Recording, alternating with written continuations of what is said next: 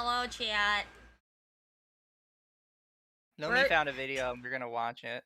we're gonna talk about ponies today because, granted, we've been planning on doing this for a while. We just haven't had time.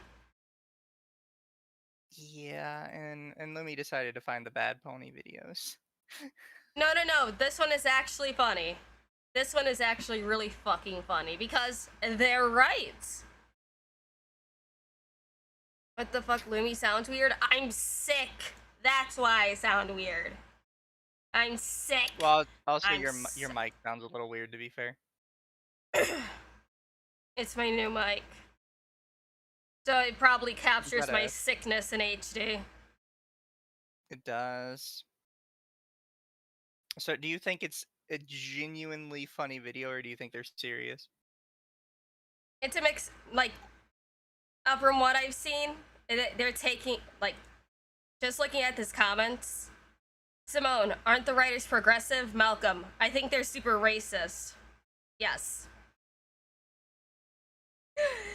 Because the whole progressives are actually really fucking racist type of thing. Fair. And so it comes from that angle, which is very true. Well, I guess we'll just have to say. Can't Yeah. wait to cringe at my past self. We can talk about regular pony stuff later, if you Yeah. guys want and if there's time. And also, guys, Mizu really wants a pony model. We need to get him his pony model. It's Yeah, I'll be working on it. $450 for the art and the rigging. We gotta make him look super cute. And we'll be a pony He will be a pony. one day. Alright. Let us start then. Hello, Simone! I'm excited to be with you today. Oh, A I lot can't of hear people it. find it pretty Let me humorous make sure I don't have it that muted. the My Little Oh, Pony there we go. Okay. Got it. fandom was one of the predecessors to the modern online right culture. And a lot of people look at this show superficially. And even in the early days, it had a lot of right-wing fans, right? And they're like, but how? And I want to turn this around on you. How can anyone watch the My Little Pony show and not seeing that it's a show that explicitly advocates for racism, racial segregation, or at least what leftists would call racism, not what rightists would call racism, monarchism, colonialism, and anti-communism, that communism is evil, as well as anti-technological progress. So we're going to go into all of these. From just those, what do you think, Mizu? No, I totally agree. Yeah. My Little Pony is the ultimate right-wing ethno-nationalist show. And they got even more right-wing with the comics, where they told us segregation is good and all races need to be separate but equal. Yep. My Little Pony show and its political theming is far to the right of a thinker like Munchus Mulbug. I might even argue that My Little Pony is far to the right of Nick Fuentes. Wow. And so we're gonna go like it's so far right, it makes me uncomfortable. But it built an entire generation of right-wing extremists by incepting them through a kids show. Like, no, Simone, like, you might think I'm exaggerating. We're going to go over one episode here where the villain, and this is like a core big bad villain of the show, and this is a 2-part arc, so it's like a big show. Okay. Everybody has like their inborn proficiencies, which are represented by their cutie marks, the things that they are naturally good at. Yeah, this is the little like logo that ends up on. Yeah, that says I am uniquely good at X sort of a task. Yeah, and it's kind of like, I don't know, with Hogwarts, like you don't find out what house you're in or what your special skill is until you're older. So right, but it is clearly like Why is it genetic always in this Harry world. Potter? It is. Why does Harry Potter always have to be brought into everything? I've literally never even seen a single Harry Potter movie or read a single Harry Potter book. My entire exposure to Harry Potter is Hogwarts Legacy. Are they sped up? Literally Yes, never. I just sped them up. And it's like, I think the reason why it's compared to Harry Potter is because essentially each house is a stereotype, where the Slytherins are always going to be evil no matter what. The Gryffindors are the best little goody two-shoes around. Ravenclaws are the fucking nerds. And Hufflepuffs are just those weird kids that eat glue in the corner. I mean, true. I hate to do this so early on. I need to go pee. Okay. I had like a huge thing of sweet tea on my way home. You know what? Fair enough. Go pee. Hi, chat. How are you? But yeah, as I was saying before, we really need to get Lumi. Mizu, his pony model. I think it'd be fun. Hello, LumLum, a kid show got you into. No, I'm not into them. God, you weirdo. And also, hi, Mizu chat. Lumi's cutie mark, his footprint is. No! I will show you Lumi's cutie mark. Hold on. It's a. Hold on. It's a wave. It's a wave on her butt. It's a wave on her butt. Not a foot, you fucking weirdos.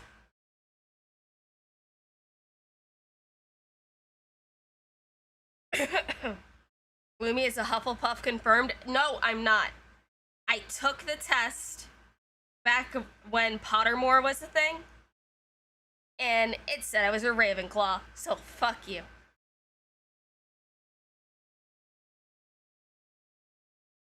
Lumi, your pony model looks fantastic in motion. Oh, thank you.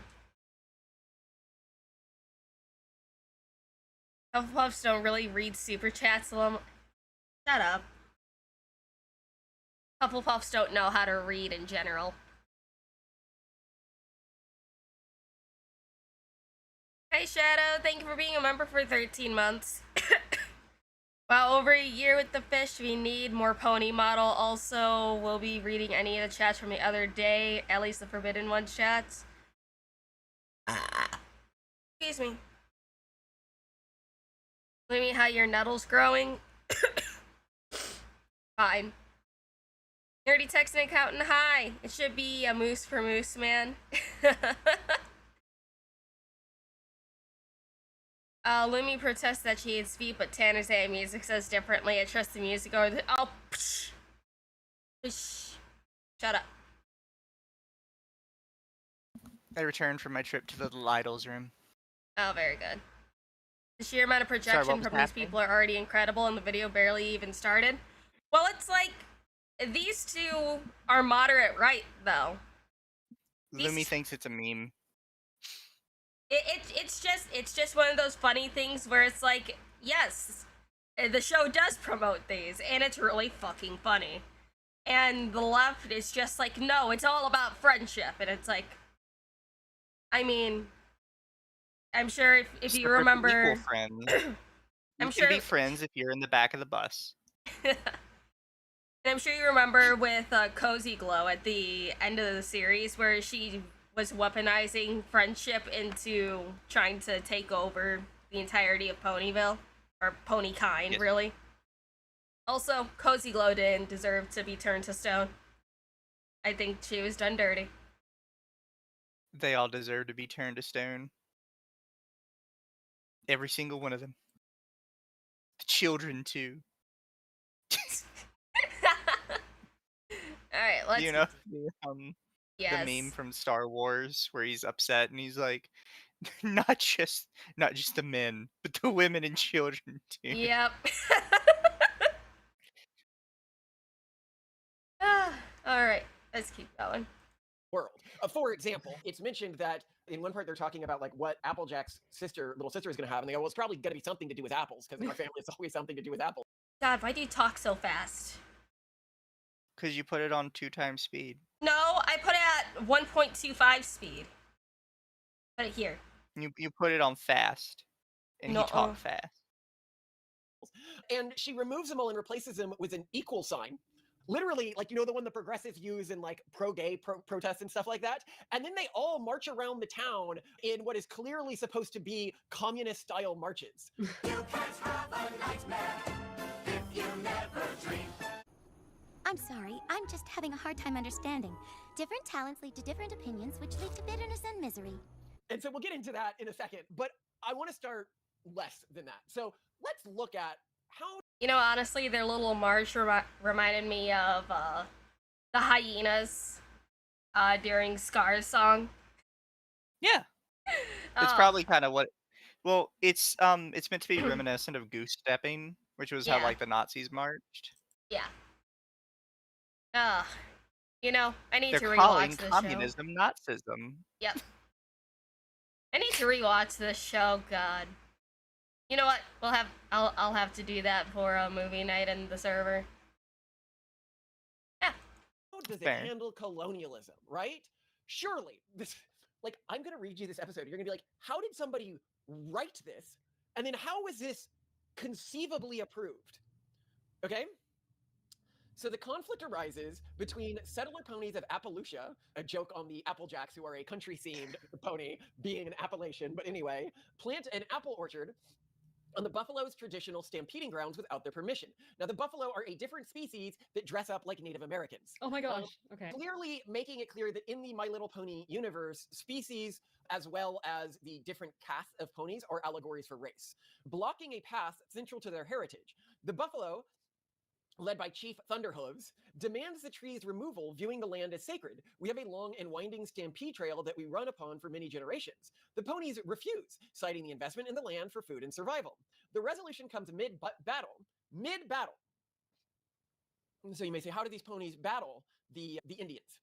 So they battle them by throwing apple pies at their faces. So they bring apple pies as weapons. So keep in mind, in this allegory, apple pies are weapons, okay? Industrially produced weapons. You know, I still find that really fucking funny. Granted, I know the ponies aren't going to be pulling out fucking Lugers, and it's like, okay, well, gotta take you out now, but that's just funny to They think. could pull out Lugers, though. They could. This I video don't see a has to be a problem with meme, that. lol. Oh, I don't know. It's just so... Are we really going to bring up the apple pie blankets again? Yes, we are. Look, it kept them warm during the winter, and it dealt with their weaker ones, so I don't see the problem. Resolution comes We were just mid-battle trimming the gene after pool. Chief Thunderhoof tastes an apple pie thrown at him as a weapon and proposes a deal where the ponies keep the orchard but uproot some trees to create a clear path for the buffalo stampede. In exchange, the buffalo receive a share of the apple pies. So they trade the allegory for guns, industrially produced guns, to the colonized people without making any like major concessions in terms of their industrialization plans.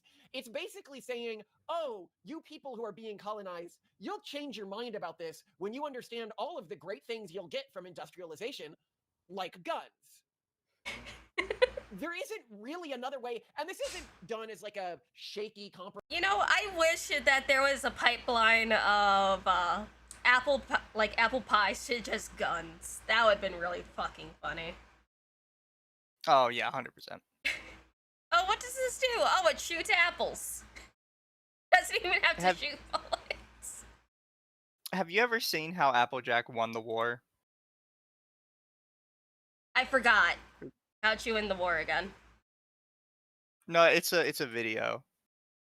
How long is it? Because maybe we can watch it. It's 3 minutes long. If you wanna go through it. Yeah, we can watch it. Hello, LumLum Yeah, here I Archcast. Chat sends their thoughts, prayers, and foot cheese and hopes of you getting better soon. Maybe drink ginger ale for a bit too. Yeah, I'll probably get There some. you go. There you go. This looks like it's drawn in the Fairly Odd Parents art style, weirdly enough. Yeah, fair.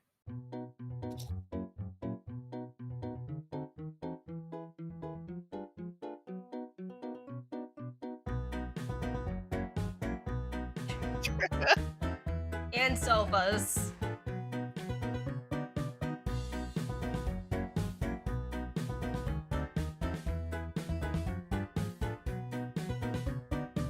Johnny won, war's begun. Come on, Johnny, get your gun. African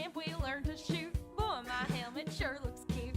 March out, rendezvous. Hey, I'm speaking fancy too. Agent Orange, just wait and see. Apple tanks are all we need. Come on now. We're just getting started. Day 2, lots to do. Rarity is working too. War is like an apple farm. Raise that field and raise this barn.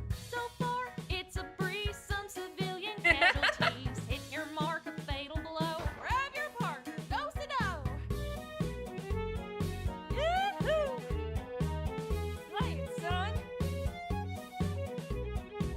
Draft horse, no remorse. Alpha Bravo, Charlie horse. Family bonding, selling bonds. Signing treaties, singing songs. Take off, thumbs away. In my plastic aeroplane. Hope my backup gets here soon. Hey, it's Twilight Sparkles Bloom. Stay free, out at sea. In my Apple submarine. In the silence, spending time ruminating on my crimes. Wake up, not done yet. Battle time, all hands on deck. We can sink their battleship, burn them to a honey crisp. White flag, we're not done. Got those cowards on the run. Round them up, no need to stall. Take no prisoners, kill them all!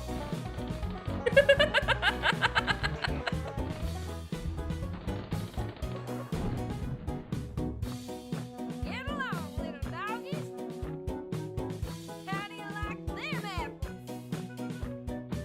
Day 4, won the war, loyal to my apple core. Ponyville gives amnesty, red delicious victory.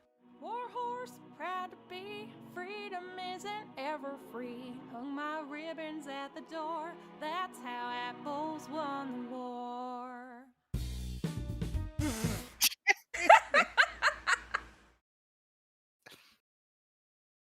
I don't even remember what this is from. I just saw it one day and I just Hold on, is that that's a fucking iPod shuffle? What the? yeah, Why does she have an iPod shuffle? because it kind of looks like a ribbon, sort of.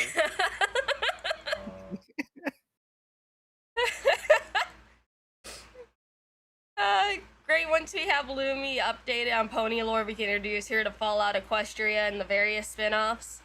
I was told about Fallout Equestria, and I heard it was very long. See, Lumi knows about some stuff, but then there's some stuff that's just kind of like me.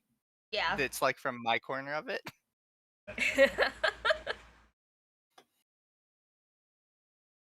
Oh man. You got. That's how the pony war was fought. Oh, very good.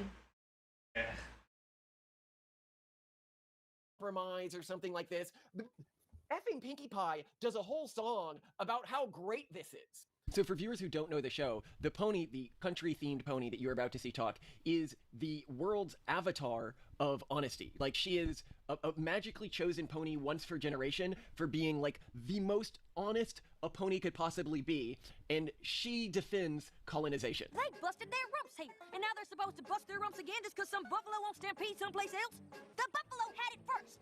The settler ponies need it to live. Come on, Applejack, you're being unreasonable. Can you, like, just, Simone, you, writer's room.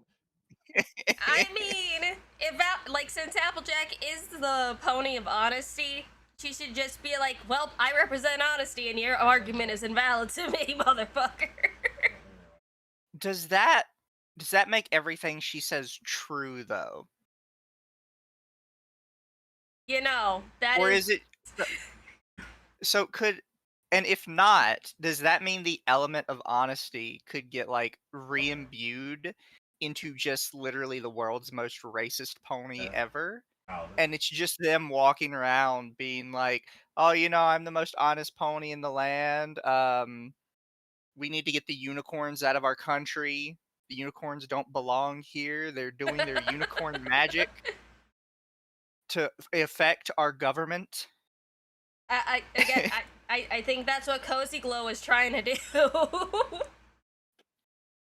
It's like if Cozy Glow was winning. It's like if Cozy Glow was able to, like, you know, stay on the fucking down low until she was an adult, I think she would have been able to completely overthrow everybody. But since she was just a little filly, she was just kind of nerfed. Yeah. And she won anyways in the comics. I need to read the comics. I'll get them at some point. If she's honest, she tells the truth as she knows it. It's like we all know that Applejack hates lying and she stands firm on her convictions. So, if anything, she is speaking her truth. Somebody in chat says, looking at the channel, I'm pretty sure it's all rage bait. They have a video arguing for increasing teen pregnancy rates. They're just little jokesters. That's what they are. And also, he finds any reason he can to talk about My Little Pony. So for this video, I'm proud of him. Fair. They're like, let's handle colonization, okay? They didn't have to make an episode about colonization. They didn't have to make an episode where they dressed up a different species like Native Americans. No, They didn't have to make them childish and stampede pointlessly from one place to another. they did not. They did not, but they set all this up clearly because they're like, let's do a colonizer episode. And the point of the episode could have been, we're not so different or something. No, they literally made the key conflict of the episode the settlers taking their ancestral land, and they literally made the resolution to that being everybody wants the fruits of civilization. Just compromise on your tradition. I mean, aren't the writers of this progressive though? What's I going do on? not know what. No, you will progressively see as you go down this. I don't think they are. I think they may be like secretly like super racist. Keep in mind, this isn't like we regularly see in the show. Or is this just the like progressive to racist horseshoe where when you remove the technical aesthetics of our reality, you see their true philosophy just come through and how they actually feel about everything, which Yeah, actually eventually is everyone will be the urban monoculture eventually. racist and imperialist and classist. I mean, in the end, the urban monoculture is all those things. It's the most imperialist. It's the most classist. It's the most. Not as racist. No, this show, and we'll get into themes it has that are anti-urban monoculture in the extreme. Oh, okay. So that's off my theory, I guess. Oh, they do hate themselves though, so maybe not. Yeah, this isn't the only time, we see other instances because there are other species than ponies, and we see this world like the ponies began. Apparently, the various races of ponies used to fight with each other, and then they came together in sort of a class-based social structure based on their race, which we'll get to in a second. And they then fought off because one of the classes, the Pegasus, became the military branch initially. So clearly they were fighting an outside force. So we see other species that are on like the fringes of the equestrian world. And clearly we see how they're pushed back, and we see that they are treated with racism within pony society. So like a zebra lives in the woods outside of the main town called Ponyville. Cora, Oh, first yeah. interaction was her. Isn't she like the sort of witch doctory one? Oh yeah, no, it's super racist the way she's depicted. Right. She is a witch doctor who speaks. You know, this this is one thing I have always wondered. Why do they just leave Zecora all the way out in the forest, or does she just want to stay in her home and just not leave and go towards town? Lumi, separate but equal. You must understand, she has to stay out there. She has to stay out there. We can't have her too close by. She is an equal pony in our society, but she must remain separated from the rest of us. That is how God intended the ponies to be. First time I've seen anything of MLP more than some thumbnails or some kid watching it in the background when I was doing home repairs. It was an unironically good show, and people can talk shit all they want about me for that. I thought it was fun. It is a fun show, honestly. It's like there's a reason why, what was it? The 4chaners that were originally watching it ironically was suddenly just like, well, we really like this show now. Ugh, I don't know. It's funny, and I love it.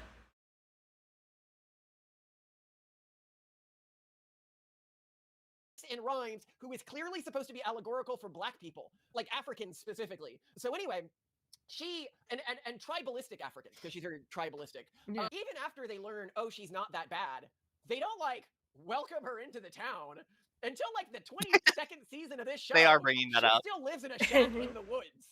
Okay, she is friends with like the literal princess of this land. Okay, because one of the main characters becomes a princess, and the princess can't even requisition her a house. She still has to live in a wooden shack. Lumi, your mic sounds jank. Make sure you're using the right one. I'm using my right one. It's much better than the left one, chat. Shut up. Yeah, it's the correct mic. It's just because it's one, higher quality, and two, I'm shooting in my living room. I have a one wall next to my computer, and it's like above me. Also, to be fair, people say that about my mic all the time Yeah, when I use this one instead of the one on my headset. there's a lot of background noise. My AC's on. That's why. Lumi's trying to stay comfortable. It went from like 50 degrees to like almost 80. So I was like, what the fuck? So I turned on my AC.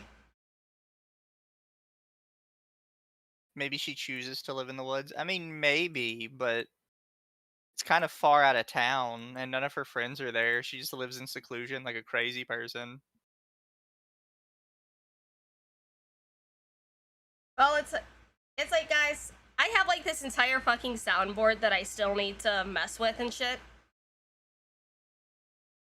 Because it's like, I plugged it in and then there's suddenly all these knobs and shit, and I'm like, fuck. So, that's a problem for future me.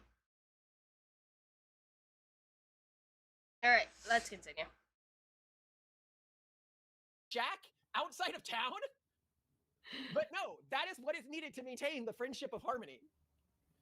So, Wow. at the heart of the society show, you have three categories of ponies. Okay. And they're clearly allegorical for racial differences. Oh, right. There's unicorns that have the horn. There's Unicorns who can use magic, yes. Pegasuses Who can Pegasi? fly. Yes, and then there's normal Earth ponies. Earth ponies. Just, Oh, wait, they stop. don't have anything. They're not a Pegasus. Well, So, are alicorns allegories for race mixing? Are alicorns an allegory for race mixing? Because they're unicorn, pegasi, earth ponies. Although, granted, earth ponies absolutely got the shaft because there's no telling what specifically makes an alicorn part earth pony.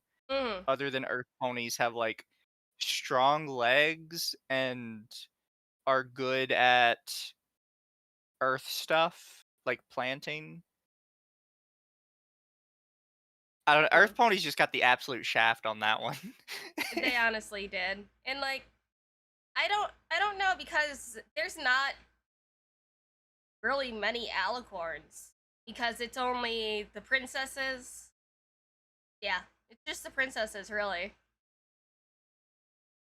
Yeah, it's just one of those things where it's like, Maybe they're just super extra special, so they get all the magical abilities of every variant of pony, I guess.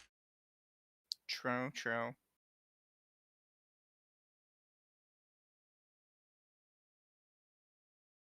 I mean, it's That said was when all I we had to talked say. about that they have a special connection to the land. Sure. Except we are seeing through multiple scenes that this is categorically not true. So they say they have a special connection to the animals and land, and yet which of the ponies can talk to animals? The freaking only Pegasus. Yeah. It's the Pegasus. It's the only pony we know that can talk to animals. That's Okay. Fluttershy for those wondering. And then we learn in the second season, like the reboot of the show, Earth's ponies are said to get magic for the first time, and it is plant-based magic. But it is stated that they didn't have this form of magic before, which implies that they didn't. I mean, honestly, I know nothing of Gen 5.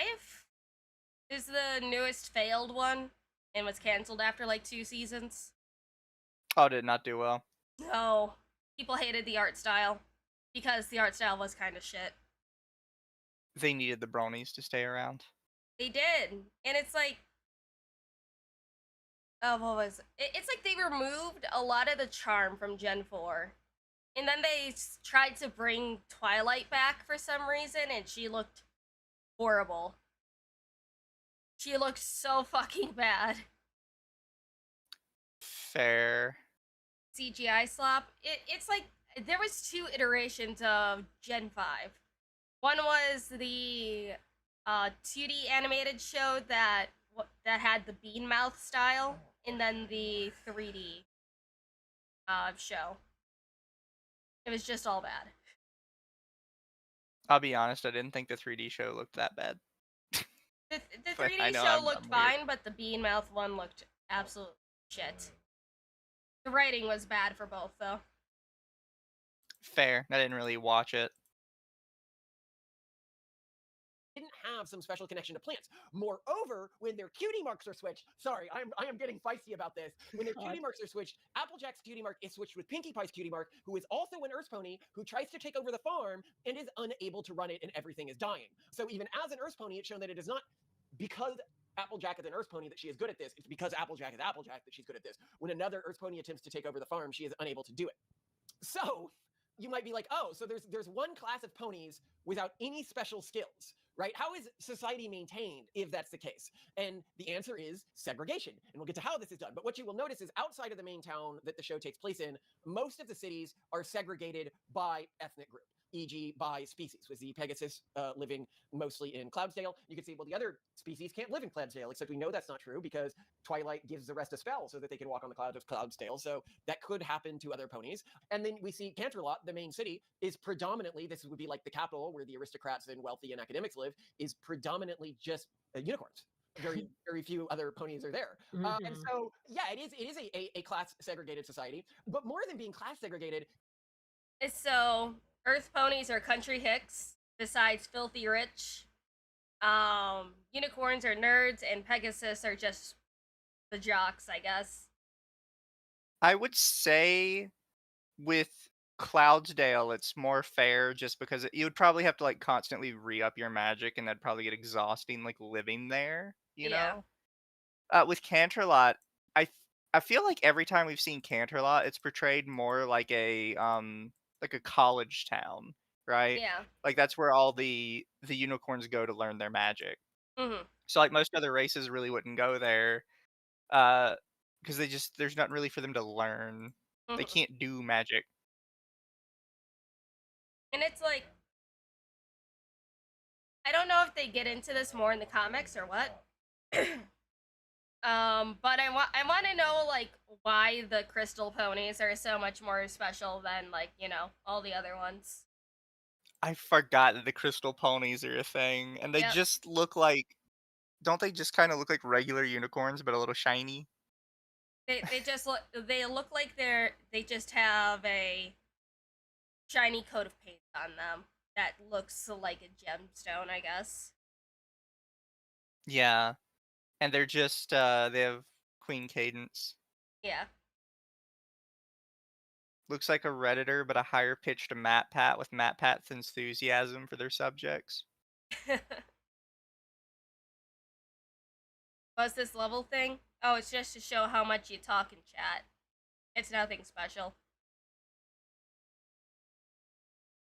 it is almost as if the Earth ponies are genetically modified to be something of an underclass in that they are uniquely eager to please and affable, and this seems to be a genetically inherited trait within them. In the song about the character's flaws, we see Applejack, the Earth pony, literally serve as a footstool for Rarity, the unicorn. I can be a drama queen, a bit stuck up, it's true, and I can be too eager to please. We see the two primary Earth ponies' characteristics being that they really want, like, Pinkie Pie really wants to make people laugh and make people happy, and Rarity. To be fair, anybody would want to be under Rarity. I know Arch does. Rarity's his favorite pony. Yeah, I'd be under Rarity. I don't see the problem here.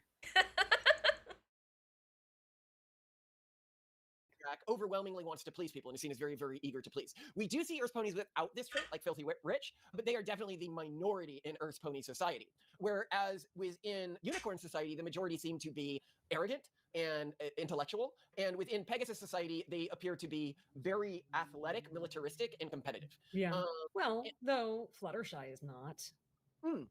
No, of course there are, outliers within this system, but basically what this show. I mean, honestly, when Fluttershy gets pissed off and locks in, she can fly pretty fucking fast. She can, and it's kind of portrayed as like Fluttershy left for the reason that she was not like the rest of them. Yeah. Also, thank you for the 10, Danny. Here's to making Pony Mizu a reality. Thank you. What was I it? really want him to say, "Riddle me this, Batman." God damn Riddle it. me this, Batman. What? What's the meme? What is 41% but also 4? I can't remember the number. Somebody in chat will correct me. That's how you know I'm not really racist, chat. I don't keep track of all the statistics.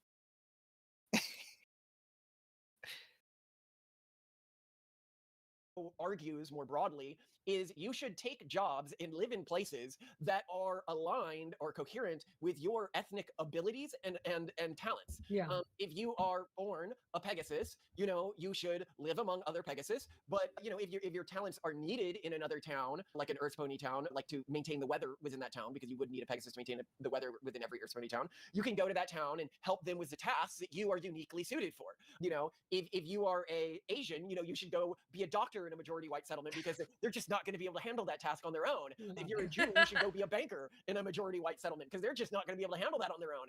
And if you're an Earth Pony, if you look at like the way things are produced in this world, the Earth Ponies manage this sort of underclass of ponies. It's very obsequious. Essentially manages the production of everything other than luxury goods. The Pegasus take on the job of military and controlling the weather, which obviously they can use this to get the Earth Ponies to do whatever they want, because the Earth Ponies can't grow anything without them. And the unicorns seem to, almost as a favor to the Earth Ponies, segregate themselves. And this is what's really interesting, is the show portrays segregation as beneficial to the underclasses. Specifically, Equestria's geography and economy reinforce the de facto segregation, implying the racist race-based divisions lead to smoother operation than forced multiculturalisms. If professions were integrated, then resentment would brew. Why hire an Earth Pony baker when a unicorn could levitate ingredients faster? The economy works because the racists, quote unquote, know their place, echoing arguments that racial hegemony in vocations reduces friction and boosts productivity. That I find to be kind of cool, because it could shy away from this, right? Like, it could not touch the fact that unicorns can do basically anything Earth Ponies can do, but better than Earth Ponies, right? But no, the show. Thinking about this, how much more chaotic do you think Pinkie Pie would be if she was? I don't know if he's going to show this, but I want him to, because there is a scene where they're trying to help Applejack get her farm back on track, right? Mm-hmm. And I don't think it's Rarity. I think it's Twilight, who she literally levitates every single apple off like 20 trees at once and into baskets. And it's kind of just portrayed as like this, oh, wow, that's amazing kind of thing. And then we move on from it. Mm-hmm. But like, you could have a apple farmer who's a unicorn, and they would finish their entire season of like picking apples in like an afternoon, and then Mhm. they'd just be totally free to do whatever the fuck else for the rest of the year. Because they can literally just mass do it with magic.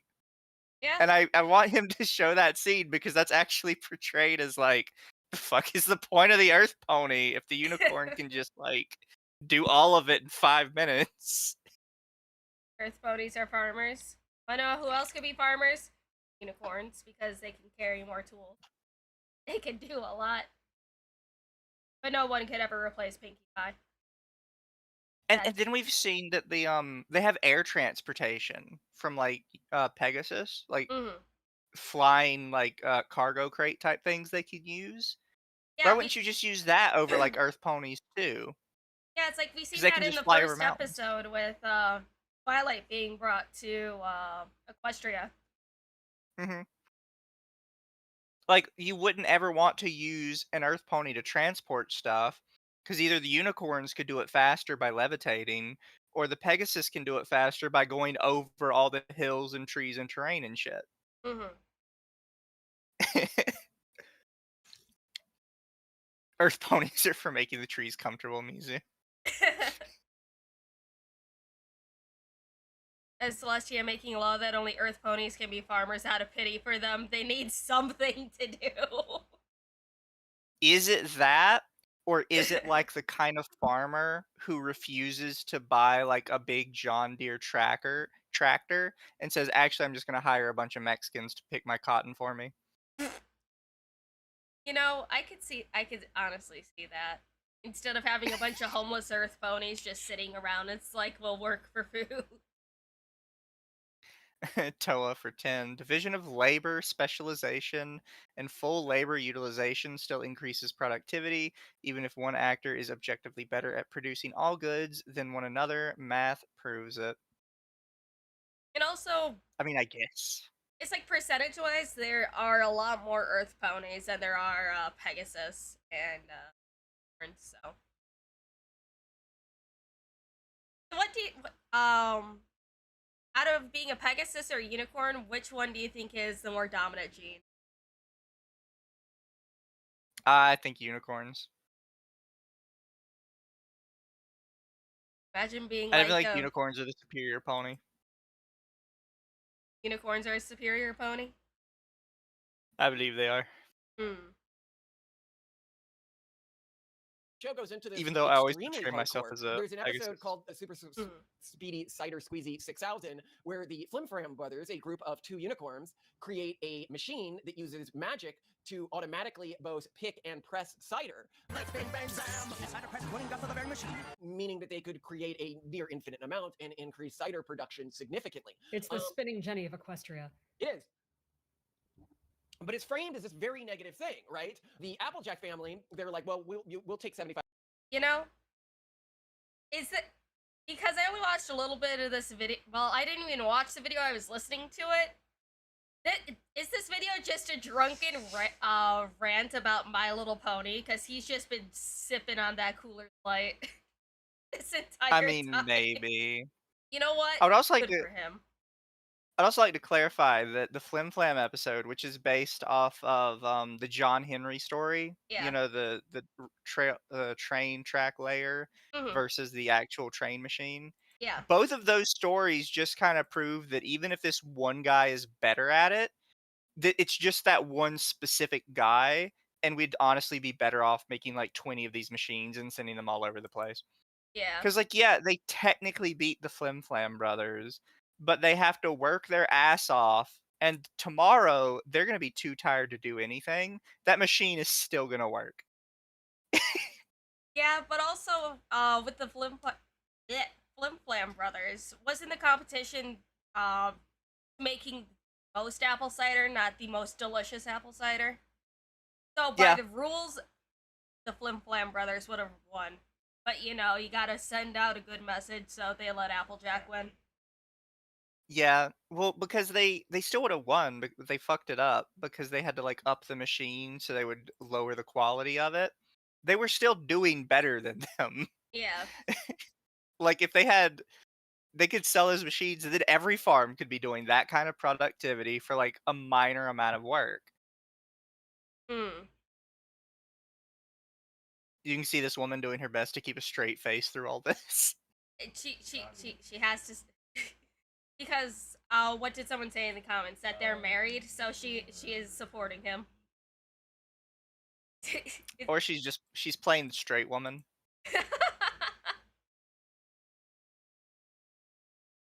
If we work together and push ourselves to our breaking points, we can outperform one machine for a day. Okay, but we can make like 50 more machines by the end of the year. Yeah. 5% of the profits, as they should, because they're basically removing all of the yearly work of the Apple family. I mean, the Apple family keeps 25%, but they'll be able to produce more and faster and expand their land, right?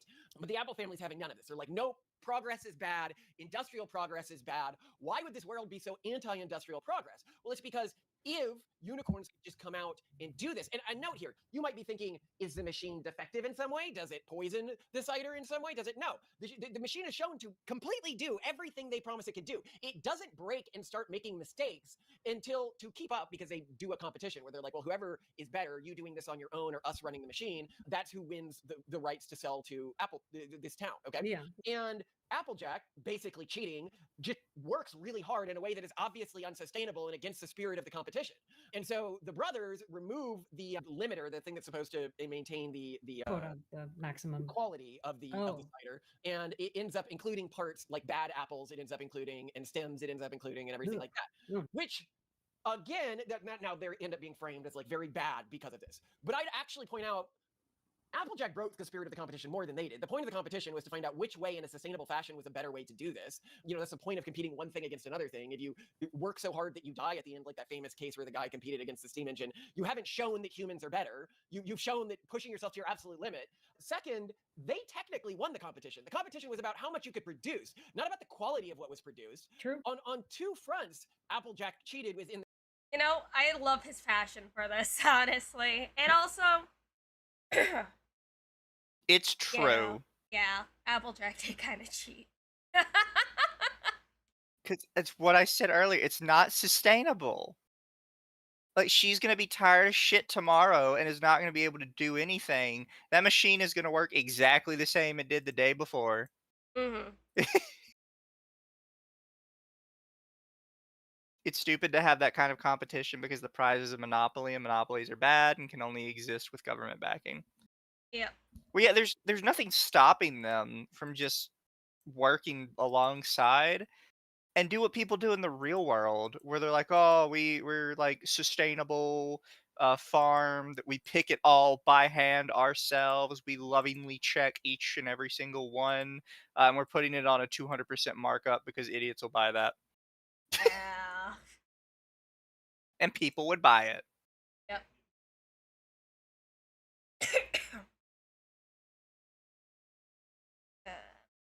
In this competition.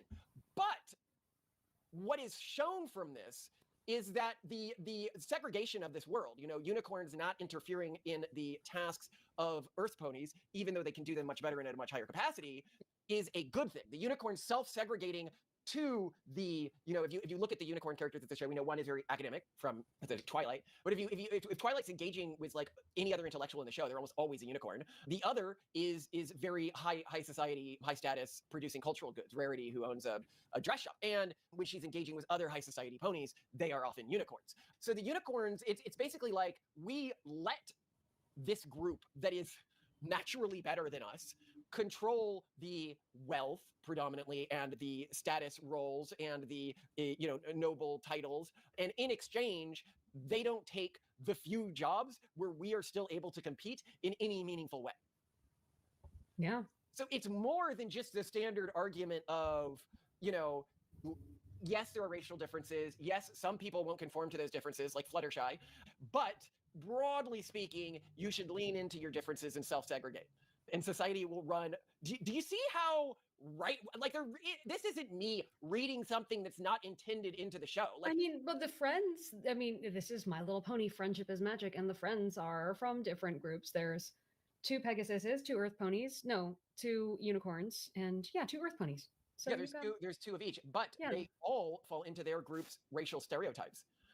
Except for Fluttershy. Fluttershy is the only one who doesn't fit her group's ethno stereotype, as established by the show. And note, the show treats this as weird, as having a group with a bunch of different races all friends with each other. This is shown as being the not normal thing within this world. I'd also note another thing about the show, very not right-wing, is the world is very clearly matriarchal society. Like super clearly. Men are 100% accessories. Yeah, men have virtually no positions of power in this world. There's no male members of the monarchy. It's also because it's a girls' show. So, of course, I wouldn't want any stinky boys in my favorite TV show. It's like with the original My Little Pony show. There was, no dudes except for, the villain. And that's how we ended up with Bid Mac being the stallion, who is in all the memes, fucking basically the entire town. Yep. And then Weird Al just to be marrying Pinkie Pie, this pony. But still, Which oddly pissed a lot of people off. It did, and he leaned into it, and he's just like, yes, I did marry this pony. Oh, God bless Weird Al. I had no idea My Little Pony was like this. Bro, it's a wild show, bro. It is. Again, this show got the fan base it did for a reason. It sustained so long for a reason. Sometimes the writers kind of they leaned in a little too much into the fan input, but that's a whole discussion for another day. Yeah. So the Earth ponies are the average Joes, the unicorns are high class society rich people, and the alicorns are the government. The alicorns are specifically just the monarchs. However, most cities do have like a mayor figure, and it's typically whoever is the predominant race of that city. Hmm. The fact that Ponyville's name is Mayor. She was literally born just to be mayor. That Yeah. is kind of depressing. What do you do if your cutie mark is something you hate? Oh man, I don't know. What would You're you just do? stuck with that. It's like I could honestly see just like some pony hating it enough where they just try to carve off their cutie mark. Or they go to fucking what's her name? Who is the commie? I forgot. I I thought it was Starlight Glimmer. I could be wrong though. I think it's Starlight. Yeah, it's Starlight. I think they would join the communist commune. And you know Yeah, what? Maybe that's why a bunch of people went there because they hated their cutie marks. So they just wanted to be like everyone else. true. Give up on life at that point. You run out of town when you're doing your own math homework and get your tax collector cutie mark. Oh my god. It, do you like? Oh, what if there's just like some random cutie mark that's just like you're gonna be a butcher in your future, and it's like what the fuck's a butcher, and then a serial killer happens. You know what? How would serial killings happen in My Little Pony? Because cutie marks are very identifiable. True. I don't know. Would it be something like? I mean, would their cutie mark be a serial killer cutie mark? And then like, oh, we can't touch him. Like he's the serial killer. He has to do that. He has to fulfill his life's purpose. No, that's his life's purpose. We can't like stop him. Oh. He was born to kill you. Sorry. Oh my fucking god. That would just be funny as hell. We're entering an uncomfortable rabbit hole. No, chat. There has always been the joke about the pony with the dick sucking um cutie mark, where he tries to talk about like, yeah, we should all be able to choose what we do and what our cutie marks are. And somebody looks at him and it's like, shut up, dick sucking pony. We all know what you're good at. uh, oh man. Born to be a prostitute. Is this some kind of caste system? Yes. Yes. Are the marks like genetic or predetermined to your abilities? It it shows Not up after. explained. I think it shows up like after you discover something that you're decent at, which is why the cutie mark crusaders are a thing. They keep trying different things to get marks.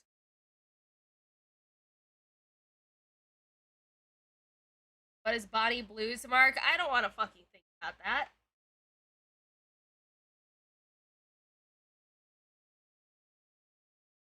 There are no male elected officials that we see. Mayor is a female. The most powerful male I'm familiar with is either Shining, whatever his name is, Twilight's brother, who ends up marrying into the monarchy, but Shining does Armor? not appear to become a king or a prince. He's still a royal guard. Very much a woman's fantasy. I get to be queen and married to a royal guard. He doesn't change status. He still walks around protecting me all tough. And the other one I would think of is Filthy Rich. This is another powerful male who achieved, I guess, wealth through mercantilism. But this is there's a series of fan fictions about this that really made me realize it, called My Little Pony Fallout Equestria. Really like the series. It's very good. It takes place in the Fallout Equestria universe. Very dark. I love mixing the bright bubbliness of this with the dystopian of this in a way that highlights how actually dystopian everything was all along. And in one of the vaults, if you know the Fallout universe, they run different experiments in the various vaults. One of the vaults, the experiment is, what if we put males in positions of power? And one of the characters grew up in this vault and is always making faux pas in the world and just doesn't understand why men should be seen as an underclass. And it really puts this in stark contrast how much everyone else in Pony Society. Wait, hold on. So you're telling me that Fallout Equestria just basically wrote the Barbie movie? But they True. Well, also, one he missed, because there is actually one technically royal male character, and that would be King Sombra. Granted, is a villain, but Yeah, I think point stands. I think he was talking about ponies specifically. Isn't Sombra a pony? I mean, he's just like an evil unicorn. Oh, right. You know, Well, Sombra is the one that Cadence had to fight, the black unicorn. Well, Oh, I he's think black it's... unicorn. Oh my god. But I think it's like, you know, non-villainous ponies and stuff. Like you can't, like, you never see a good king or anything like that. It's like, yeah, the only higher power that is or so morally gray is Discord. But he switches, he flip-flops so much till the very end when Fluttershy just breaks him. And then he tells the story of pony racism in the comics. It's still funny that it's just implied at the end of the show that Fluttershy and Discord are just a thing. Oh, 100% they fucked. Oh yeah. Discord best character, fight me. He is a very good character.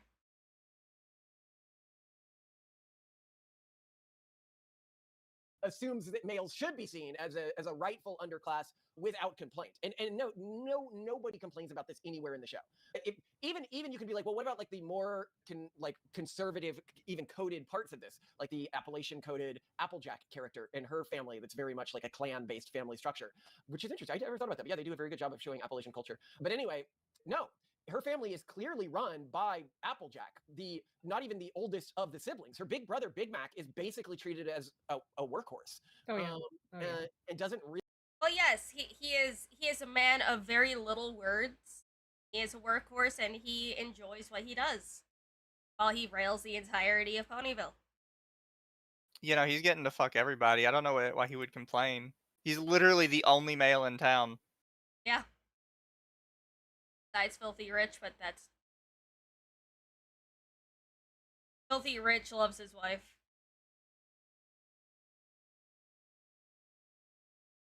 He literally works in his sleep. Yeah, he's a workaholic. They called their ship Disco Shy. Has to be a better ship name. Shy. That sounds so stupid. Granted, most ship names sound really...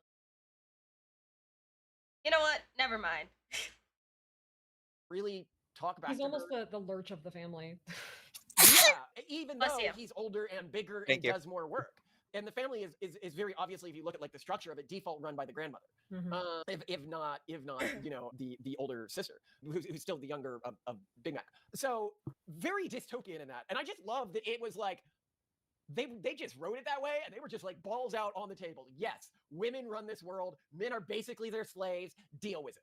The society is okay with this. It works. Oh, and yes, racial groups exist. They live in a segregated society. I'm trying to figure out a way to steelman this. I mean, I'm wondering if they're just trying to look at this from like little girls' perspectives, where when they're playing with girly dolls, that's the world that everyone lives in. Everything's run by princesses, and most of their dolls are female. So why wouldn't men? I mean, the problem is they had to flesh this child's world, this little girl's world, fantasy world, doll world, into a larger cohesive body of canon, a universe with different groups and politics. But hold on. The problem is, right, is if that was the case, right, why not have a prince?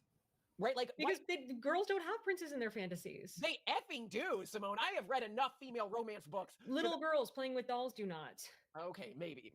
Even my friends who treated Barbies like throwing devices didn't have really Ken dolls. Well, let's see if I can convince you further, right? Okay. It's like, honestly, but like with the original generation of My Little Pony and stuff, it was very, very, very bare bones. There wasn't much of a plot going on because it was just a glorified toy commercial, more or less. But I wish they would have had more guts in terms of like villains that they used in the 80s compared to the villains in the 2010 series. Because come on, Yeah. why couldn't they turn ponies into dragons? That would have been so fucking cool. I mean, to be fair, we had the one guy, the big Trigon looking motherfucker. I forget what he was. He's like a huge centaur thing. Yeah. It's like, I know when Discord was disguising himself, it was the villain from the 80s series. And people thought that they were actually going to bring this villain back and it was going to be so fucking cool, but no, it's just Discord. Like, fuck you, Discord. God. Didn't they end up bringing him back though at one point? No. That was just Discord's disguise. Fair. It was when fucking, what was her name? Queen Chrysalis, Discord disguised, and fucking, got her name, Cozy Glow, was just running amok. Rogar. Fair. Yeah. You could say, okay, they have a monarchy because little girls like monarchy. So the society is ruled by a class called alicorns, which are, so in this world, magic is clearly like an allegory for technology, like the Super Spider Squeezy 6000 was made with magic. So essentially, they're genetically modified super being or genetically modified like god human, basically, is what they are. They are larger than the other ponies. They live almost forever. They have both wings and a unicorn horn and presumably some tie to the flows in a weird way. Yes, and their hair flows in a weird way. And it is shown that you can both be born to this cast if you are born of an alicorn, as happens with whatever her name's is kid, or you can be transformed this way through essentially genetic engineering. You know, the very subtle cadence hate is a little funny. was Cadence born into it? No. I don't think. No, Cadence's child was born into it. Cozy Glow. Oh, fair, yeah. But just the subtle dig of just whatever her name's is, kid. I'm like, God. Granted, why do a lot of people hate Cadence? I forget. She's kind of just off on the side, I guess. Like I don't think it's necessarily hate. It's that she doesn't exist. They introduce Cadence and they introduce the Crystal Ponies, and then the only time we see Cadence is when she's standing behind Luna and Celestia, not doing anything. After that, Honestly, the only good thing that I liked about Cadence was when Queen Chrysalis was disguised as her. Then we got This Day aria. That was literally the best I've seen of Cadence. like she's kind of a non-existent entity in the show. Yeah. Even though Luna and Celestia come back a lot, Cadence just like talks down to Twilight a lot, as if she's like has the experience. Yeah, as if she has the experience that Celestia and Luna have, and it's like, no, hun, you don't. You are closer in age to Twilight than you will ever be to Luna and Celestia. Like, it's not even close.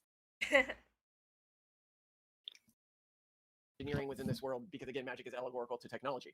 Again, I don't know if I hate this. You know, maybe society should be ruled, because you could modify somebody to be more pro-social, to be more caring. It seems kind of Aristotelian, doesn't it? This idea of there being some noble leading class that sacrifices a lot and is somehow superior in various ways. It's been a while since I've read. I mean, clearly you can be born into this class, because we've seen, like, it's not just that people achieve it. Remember, Twilight's niece is born into this class from Candace. Candace marries Shining Armor. Oh, yeah. And then she has a kid, and the kid is born an alicorn. So we know that it's not like based on merit only or something like that. Yeah. And you could say, well, Twilight gets Oh, wait, merit, pause. but again, she's a unicorn. he 1000% hates Cadence. Like, Yep. we went from you know what's her name, the other one, to he knows her name, but he's intentionally getting it wrong, calling her Candace. Yep. He know he knows Cadence. He just does not like her. Oh my god. Just and the fact that this isn't even the first time that I've heard some, like, not even saying that they outright hate Cadence, but there's just, it's obvious that they do not like her at all. In My Little Pony still thing, I lived through it in the 80s and thought the Brony reboot was cringe. It's like, Oh, they'll always reboot it. It's one of Yeah. Hasbro's mainstays. I love the 80s series, though. It always has a special place in my heart. I still have my toys, too. Oh, they're at my granny's house. But in a minute. Fair. And the merit appears to have something to do with magical ability. Although we see in the reboot that I think non-unicorns can have this happen to them as well. So Okay. I think it happened to an Earth Pony in the reboot. I haven't watched the reboot. Okay. So potentially it could happen. Depending on Okay, in the reboot, she doesn't turn into an actual fucking alicorn. It's like some fucking bright lights, and they go away. It's so Interesting. It's so stupid. Actually, hold on a second. Let me. You know, I probably should have brought this up earlier when we were talking about how they're all different races. What race do you think the Kirin are? Kieran? Yeah, the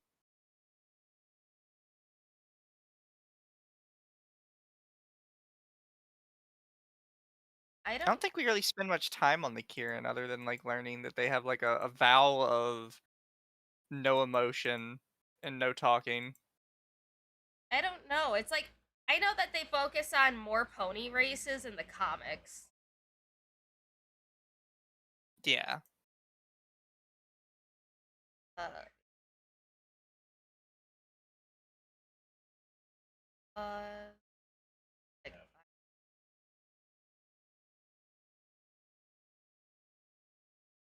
Doesn't matter, the Kirin all bow to Mother Fauna.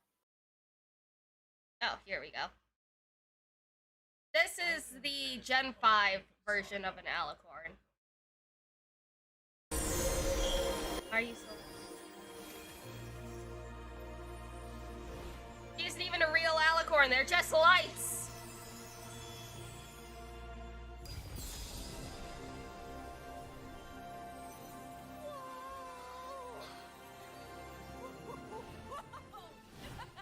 We're actually flying! But yeah, she just gets fancy lights and then they disappear after a while. Why does she look like Scootaloo? I don't know why she looks like Scootaloo, but she's not Scootaloo. Also, random side tangent. Do you know what EVE Online is? Yeah. Well, The why super do none of them autistic have space cutie game? marks? Huh, I didn't notice. That's not a good angle for it. Yeah, that's better-ish. They don't have cutie marks. Nobody's got a butt tattoo. Why don't Well, you apparently have they your just- ass tattoo? Maybe they just don't. It's not a thing anymore. I don't know. Look it! They're naked! It feels very odd seeing them without it. Why are you naked? Is the orange one in the middle a boy? Yes. Because the face is different. Yes, that is a boy. I do like the purple one with the blue hair. I like the hair. Also, she's a unicorn. She is a superior race. It's like, I know ponies don't wear clothes often, but they just feel wrong with no cutie marks. Yeah, no, they need their butt tattoos. It's odd. I wonder what explanation they had for them all losing their ass tats. Why do they think- all have hats? You don't need to wear hats. Nobody in the original series wore hats. Now, how do you take that off with it when you're a fucking unicorn? Why do you have a beard? Magic. He has a goatee! It's just weird. It is. You know what? I kind of see why all the other series were mostly just women. Now that there's like a mix of men and women, it just feels weird. Why do you What look the like a fuck is thumb? that guy? Does he have an ass tattoo though? Like, look at his like back left flank. There's like a mark of yellow there. Or maybe that's just like the sunlight being weird. I don't know. I don't know. They all look really weird. It's because they wanted more body diversity for the ponies. It's cringe and gay. Yeah. We need less men in this, apparently. Do. The men ones are throwing me off. Oh, look it. The adults have them. So they have to be fully grown adults to get their cutie marks. But we learn with the cutie mark crusaders that most of them get their cutie mark in elementary school. Yeah. It's just that the crusaders are the ones that are kind of fucked. You know, I wish at the end of the series that the crusaders actually got their marks. Nope, they're forever markless. Poor girls. I think they do though. Like in a skip ahead scene, they have their marks. Except like the cutie mark crusaders mark has actually physically become their cutie mark. Which I don't know what that means. Oh, what's your cutie mark? I don't know. To eternally look for my cutie mark. They did get cutie marks? Okay.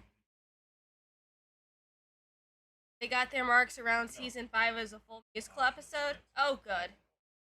The life counselors? Oh, that's funny. Could be. But I was just letting you know, because you know I sit and I do my Steam queue thing.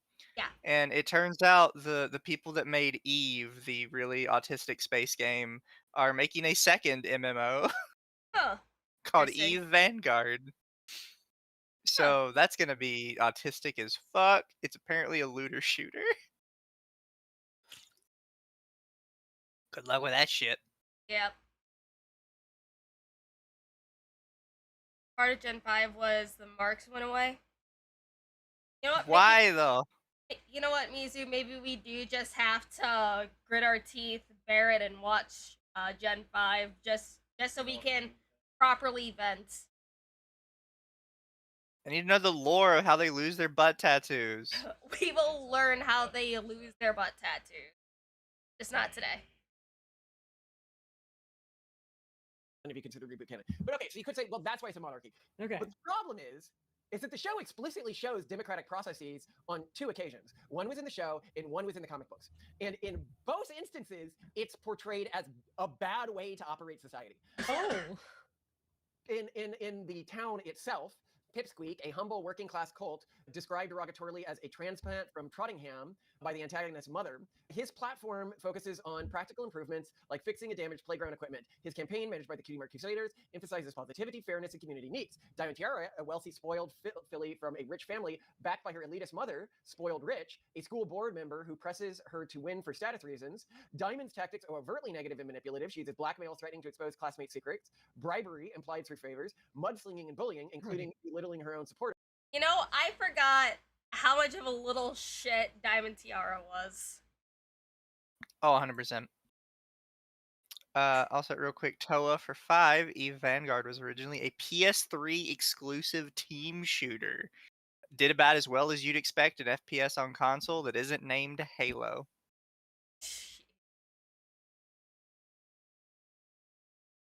Imagine they never get a mark, so they just tattoo. Do you think there's a pony tattoo artist out there? I mean, maybe. And if so, why isn't there more tattoos on ponies? Or actually thinking about it, imagine somebody never gets their cutie mark and just gets one tattooed. Is there a way that you can prove that your cutie mark is fake or not? Yeah, true. No. What if you get a cutie mark tattoo because you haven't gotten yours yet, but then you learn what you actually want to do? Does it like layer on top of each other, or does it replace it? You know, these are all deep questions that we deserve answers for, but we'll never get them. Man. Silver Spoon, doing a sing-off debate. And at times, she is seen as potentially winning. Now, this time, within the series, Pipsqueak wins. But even after he wins, Diamond Tiara still uses her money to sabotage by exploiting budget issues to deny his playground promise. Oh, goodness. Eventually going back on this, but basically, the message of the episode is rich people manipulate politics to their own ends. Oh, what? That's a very progressive, well, and conservative message. Well, yes, but keep in mind that typically within a progressive world, communism is framed as the alternative, which we will point out in My Little Pony. It is very not. It's framed as pure evil, not monarchism. In this world, the alternative to the democratic process is monarchism.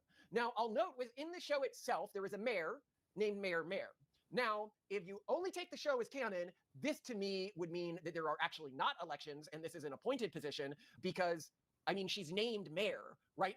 We never see an election in the show. We never see another leader after. But like you're talking about I mean, it's a play on words, right? It's spelled like mayor as in a female horse, right? Absolutely, but like she's named the mayor. But anyway, determinism. I don't know. But in the comic book spinoff, we see they actually do have determinism. This is an elected position. So what happens in the comic books?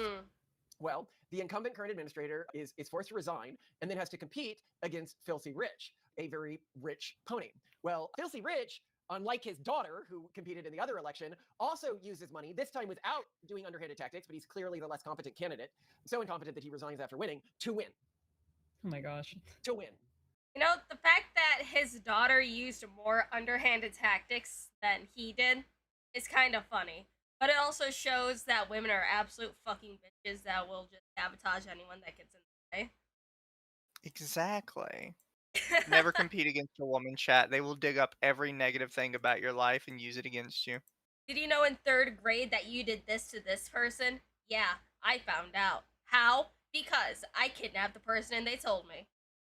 What? Oh, they hit you lower in the belt than that. They'll be like, "Oh, do you remember when your grandma died and you didn't get to say goodbye? It was me, Bear. I did it." Jeez, you know how you couldn't say goodbye to your grandma and that train broke down? I cut the tracks. I was the reason why you couldn't see her. I saw her instead. I even cut the brake lines on your grandmother's car. That's the reason she was dying.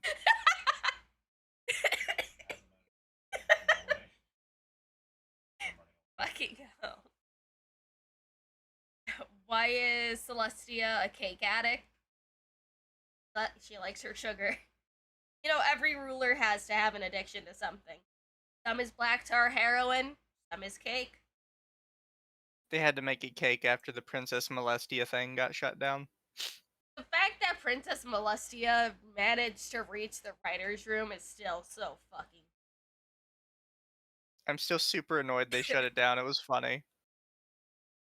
Well, it's like, actually, they didn't shut down Princess Molestia. The artist did say that they chose to move on their own because they started getting bored.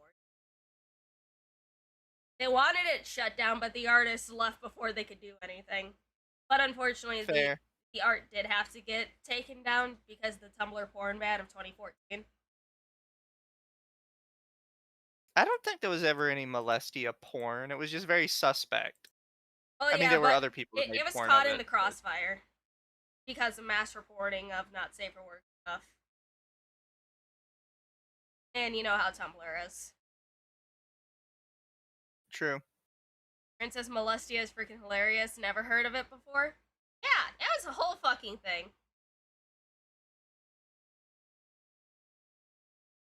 I bet artists got too much backlash from toxic fans. They actually had some pretty decent support. There were some people that was going after them, but a lot of people were in on the joke. It was great. And keep in mind, you could be like, well, progressives complain about how money corrupts election cycles, right? I agree. But the alternative isn't typically monarchism. But in here, monarchism is never questioned. The monarchs within this world are never shown as being, self-centered or flawed, despite the fact that they live in giant palaces that presumably they had other people build to them. There is huge wealth and power disparity between the princesses and the other people in this world. For sure. Yeah.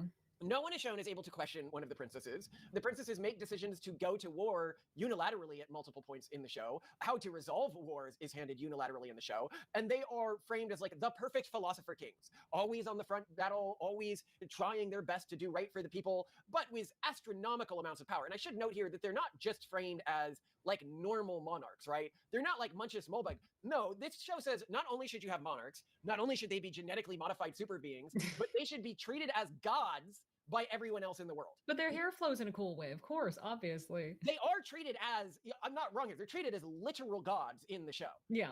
And Twilight like earns this status and is just treated as a god afterwards. Yeah, I mean. Okay, so now we're gonna go to the communist part. Oh no. Did you ever see this episode? This episode is like shocking. We should show it to our kids. It's a good episode to teach kids about why communism is evil. Oh my gosh, I don't think I did. A bunch of these episodes. You know, it is a good way to teach kids that communism is evil. Just show them the 2 episodes of My Little Pony and it'll really sink in. Yeah. It was a good lesson for children. Yep. Don't forget, commies are not real people. You can hit them with your I car. don't though. So, as we've noted, every pony gets a cutie mark. This is basically the ways that we are genetically different from other people, our inbuilt proficiencies. And it is shown very much in the show, follow your inbuilt proficiency. Don't try to be good at something that you don't have a natural talent for. I'm actually kind of surprised. I don't think that there's a single episode of the show where somebody's like, but should I actually follow my cutie mark? I don't want to live my entire life by what I was interested in as a teenager. But in the show, you get your cutie mark and everyone can see it too. It's very much like in Starship Troopers when they show everybody's scores on like the board after the test. Yes. So everybody knows like this is what you're doing for the rest of your life. Except you effectively have the score tattooed on your forehead. And that's effectively what the universe is. Yeah. The magic decides that you're good at something at a certain age. That gets tattooed on you for the rest of your life. And if you go against it, you're just being an idiot and you're going to fail. Because this is an episode where their cutie marks are switched up and they try things that aren't their talent and their lives are shown as miserable. So I love that. That's so anti-urban monoculture. That is, we are born different with different genetic proficiencies. Lean into what you're good at. People can be different and still be friends. Yeah, that's true. It really does run against blank slateism. That's pretty radical. Yeah.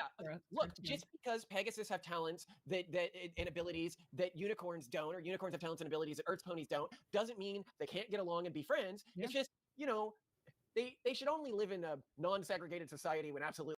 I mean, they could be friends, but doesn't mean that Earth ponies should know how to read or write. Separate but equal. Separate but Get back equal. An Earth pony. Back to the mines. The Earth ponies yearn for the mines. Do we ever understand exactly what Pinkie Pie's family is breaking rocks for? By the way, they're just literally walking around breaking fucking rocks all day. I don't know. I really don't know. Which it kind of comes across as that shit that in movies they make prisoners do just to keep them busy. Yeah. Where they just have them walk around and break rocks all day as a punishment. Is that just Pinkie Pie's family? They're just a prison colony?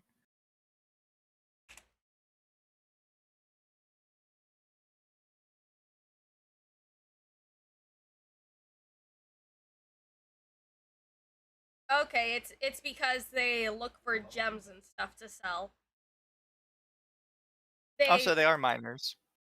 Pinkie Pie's family breaks rocks because they work on a rock farm, a place in Equestria where rocks are farmed and grown like plants to produce gems. Breaking the rock allows the family to harvest the smaller valuable gems, which they then likely sell. Oh, okay, so apparently Pinkie Pie's family is supposed to be an allegory for the Amish. And she was the one in the family to leave and find her own path in life. Oh, I knew she was supposed to be Amish. Yeah, until she gets depressed and then she goes back to rocks. Also, I'd like to point out that if her family is ever happy, their hair just naturally becomes frizzy. Yeah.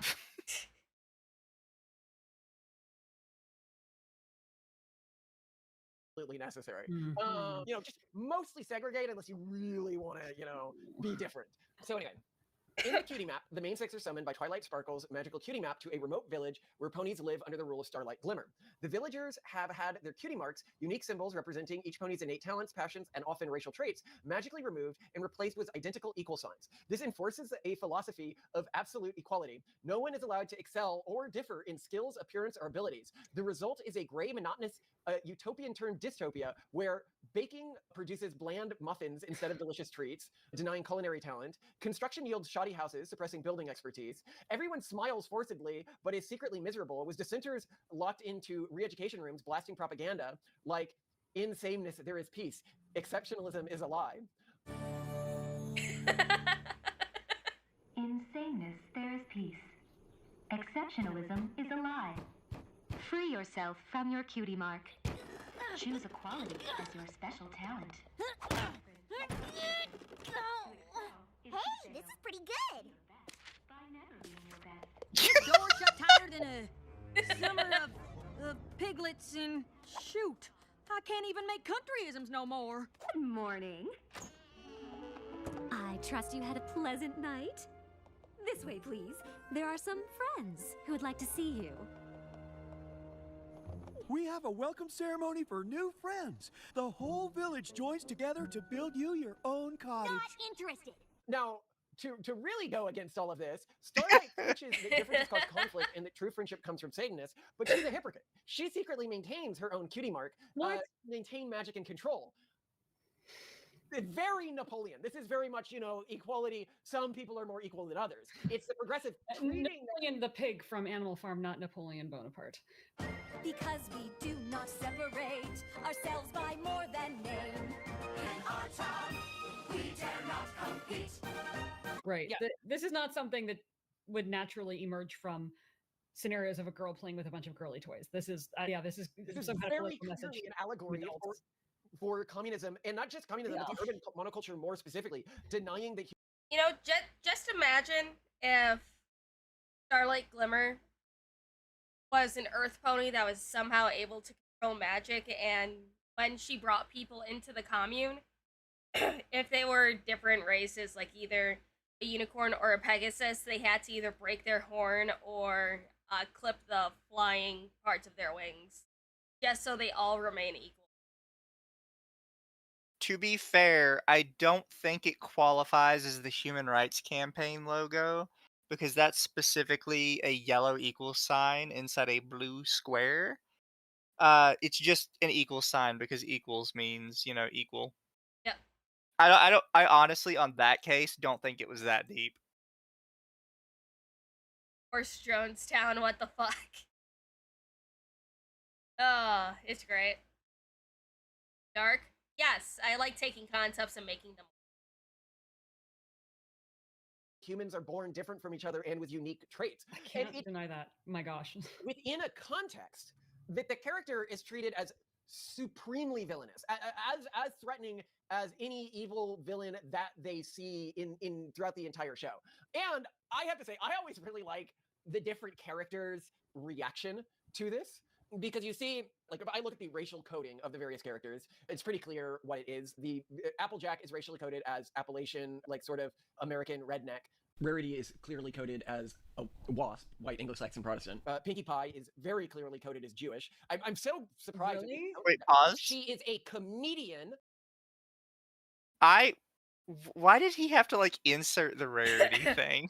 Probably because audio might have either corrupted or he accidentally forgot about rarity when he was explaining this. I don't know. Because there's a lot of cuts from here. So, who knows? Well, because then he says Pinkie Pie is Jewish. She's very clearly meant to be Amish. Although there is a show there is like a kind of an abridged series of My Little Pony where they basically turn her into a gypsy or a Roma. And I think that is probably how maybe the Europeans would probably see it because they wouldn't really have much experience with Amish. Yeah. Where her family would probably look like somewhat similar to Roma. Yeah, what Officer But Hot she's not Pants says, Jewish. no, dummy, Pinky's not Jewish, her husband is. Yeah, he is. Is Weird Al actually Jewish? Nah, I believe probably. so, yeah.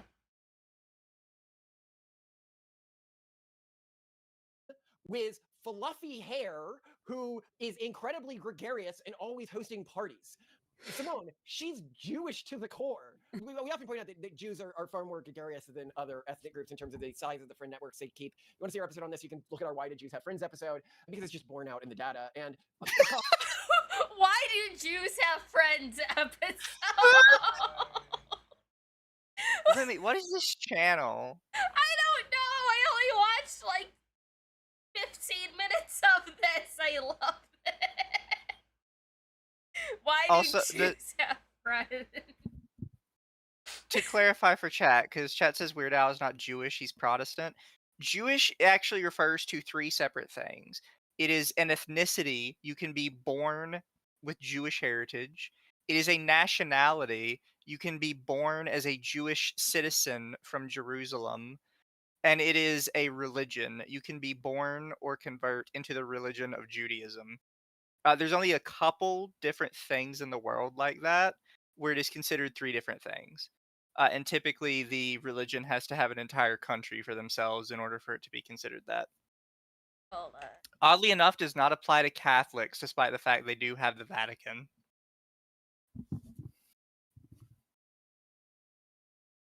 Okay, I'm gonna send the Why Do Jews Have Friends episode to Rage without any context. Fuck it. Fair. Yeah, I agree it's probably a rage bait channel. However, there's probably a small amount of truth behind it. They're Like silly all little good guys. rage bait comes with a nugget of truth. Because if you're just saying stuff that's patently false, nobody's really gonna stay to listen. They have a fairly popular channel too, so. Fair. Because, let's see, what's their most popular videos right now?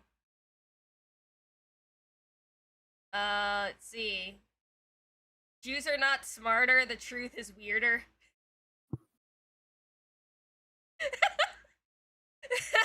Yeah. Communism's pedo problem. That's just accurate. Are you sure this is a rage bait channel? They're just silly little guys just talking about what they feel on specific subjects.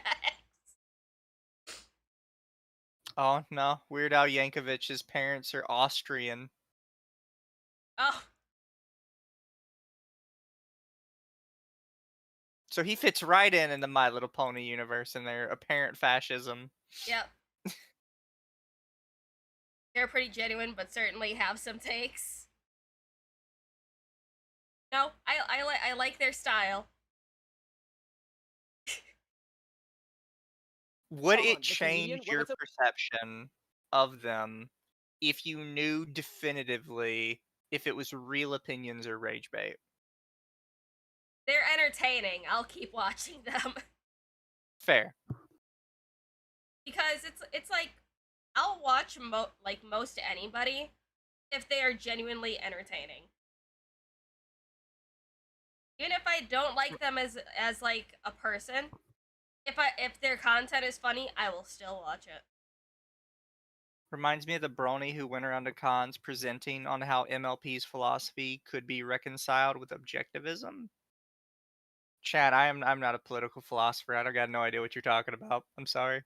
Hey Nasco, I've seen these guys before. What are they talking about in this video? My Little Pony's argument for a racist colonialist monarchy. They're making some good points, chat. They are? They are. Weird Al fucked Pinkie Pie? Yes. He did.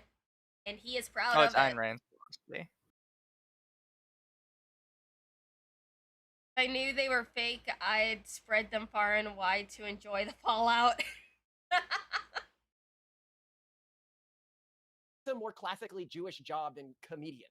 Then you have Rainbow Dash, the one with rainbow hair that people often think is gay coded when not at all. She's very coded as Americana tomboy, like very competitive, very like I'm the best, I'm the greatest, I can do better than what anyone else can do. And then you have Fluttershy, who I've always taken as coded. Twilight's obviously just autistic, who I've always taken to be coded as either Muslim or Catholic.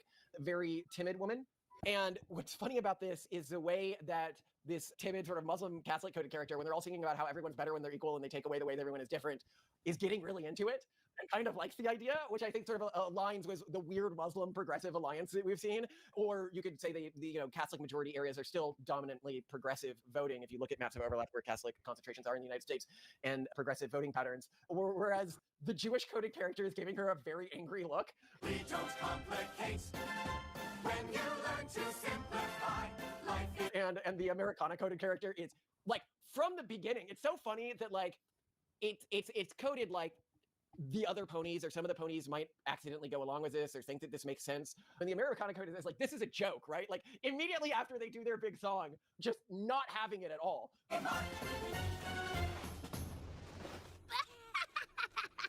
You're kidding, right? Give up our cutie marks? No way! Rainbow Dash. Like you guys can't be serious. The world would be better if we didn't lean into our unique genetic profiles and You know, if Rainbow Dash wasn't there, which one of the remaining main 6 do you think would have just went communists? It's definitely just Fluttershy, possibly Twilight a little bit. I don't think Rarity ever would. Rarity would flip her shit. I do have to agree with him on one thing, because even in the official series, I think it's like somewhat hinted that Rainbow Dash and Applejack are like sort of a couple or something by the end of it. Yeah. But Rainbow Dash is 1000% thirsty for like every dick that she passes. Like every single time there's like a vaguely competitive male in the show, she's just like, no, I would with this guy 1000%. Every time. She is a dominant tomboy. That's what she is. Yeah. I would maybe give her a pass as bisexual. I mean, but it's she like, definitely wants the dick. It's like that's why I like her figurine, the human figurine, because she's tanned and she's a tomboy. Yeah.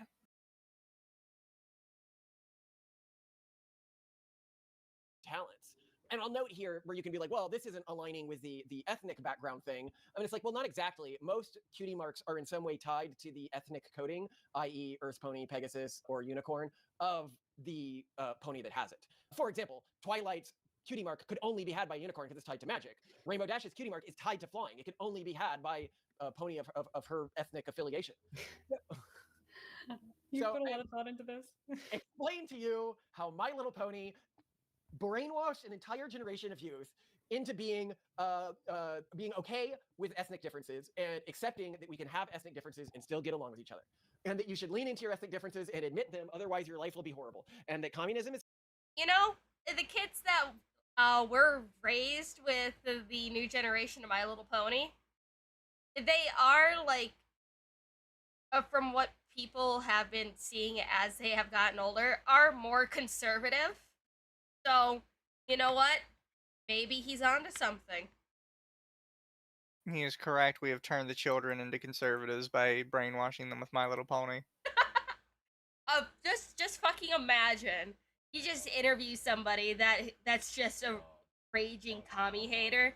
It's like, what got you started on not liking communism? Well, you see, there is this episode of My Little Pony. It was that one damn episode. It just opened my eyes and I couldn't close them.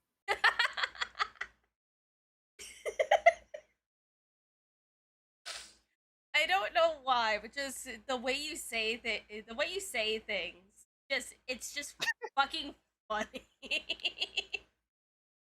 You're welcome. This is why I adore you. Never change. I'm working on it. It's hard out here for a conservative brony who lives rent-free in my head.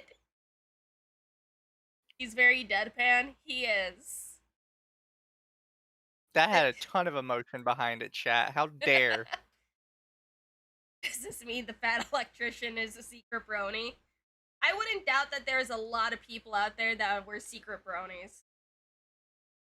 Yeah, I think a lot of people watched it to the point like when I have mentioned stuff about My Little Pony, there are people who I would have guessed had seen it would get the reference. And it's Mhm. like, I know what you are. I know exactly what you are. Oh my. That's why I defend My Little Pony in 40k fandom circles. I'm in it. Helps fight communism. It's emperor approved. It's like there's too many similarities sometimes between Warhammer 40k and My Little Pony. That's probably why the crossover between them is so large. Because almost every single person that I've talked to who's into Warhammer was also into My Little Pony. And yes, I'm counting Arch too because he fell down the brony rabbit hole, and now I'm sending him a rarity figure. I stopped around the season where they vilified the Department of Education. I don't remember that one. I am genuinely curious now. Dropping MLP references in army barracks and looking to see who Space Twitch is. Welcome to the puddle, Sheriff Pumpkin. Welcome, welcome. Thanks for dropping by. We're talking about My Little Pony. I once saw some art of a dreadnought bisecting Pinkie Pie. You know what? I think I've actually seen that one. Twilight is setting up a school and her enemy is the kingdom's Department of Education equivalent. You know what? I agree. My Little Pony is very based and red-pilled. Fuck the Department of Education.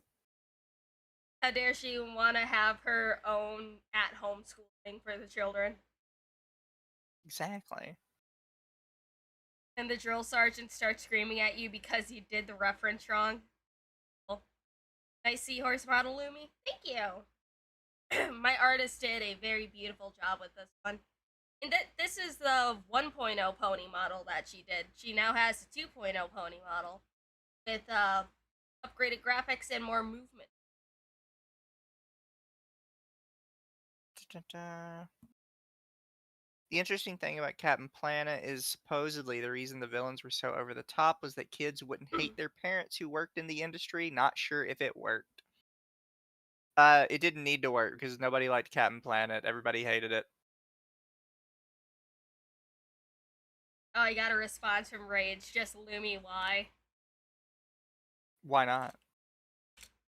That's always the correct response. Why not? The hell is Captain Planet?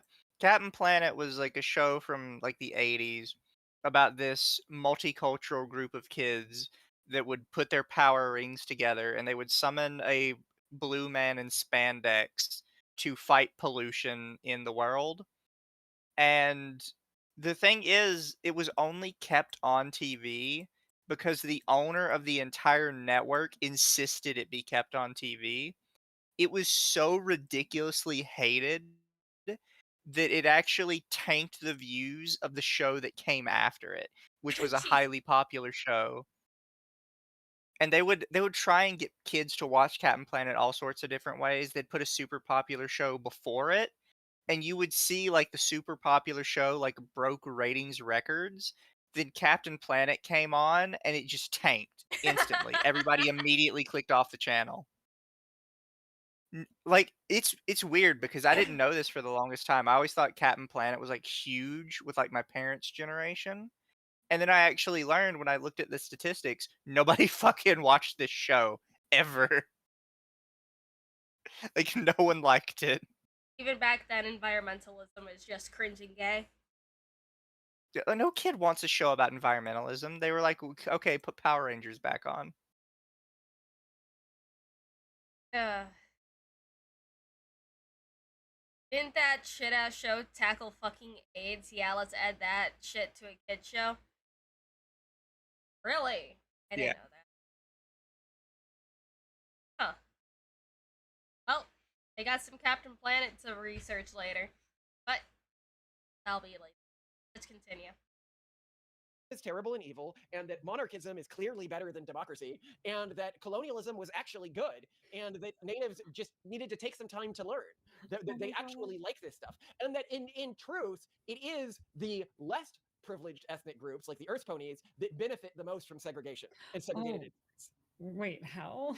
Well, remember, the only reason that the Apple family is able to make money with their orchard instead of the unicorns using magic is because the unicorns are essentially not allowed to participate in industries that produce basic goods like lumber or apples or food production, which seems to be basically by cultural norms within this universe exclusive to the lower caste of Earth ponies.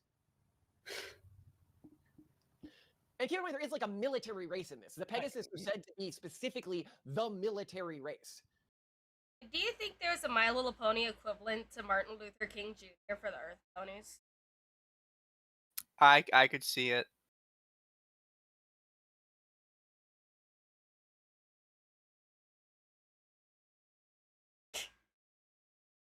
There are Earth ponies in the military, but we are seeing when their society is divided out in the Hearthwarming Eve episode that the Pegasi are explicitly assigned a military caste structure, and the elite groups within the military, like the Wonderbolts, are all Pegasus exclusive.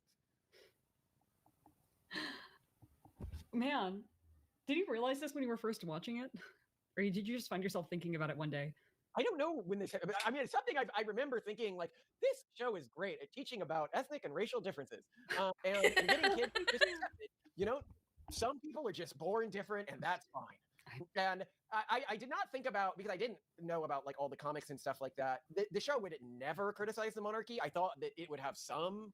At some point within like the 22 seasons it got, there would be some episode where they're like, hey, having a genetically modified god king rule absolutely is maybe not the best way to run a society. Nope. Nope, it's okay. It's working for Warhammer 40k just fine. The God Emperor will always live, always survive. Just gotta sacrifice a few 100,000 psychers for that.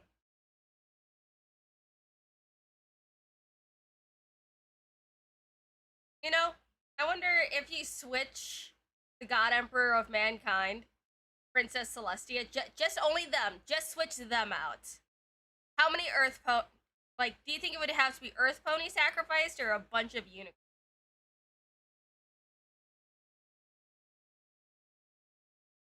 I don't know. Because you would think it would, like, what would be the pony equivalent to a psyker? Unicorns? I mean, it's just gotta be unicorns. Yeah.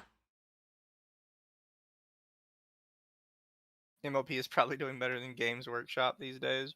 It is. Unicorn psychers. To be fair, MLP is backed by Hasbro. It is literally too big to fail territory. Yeah.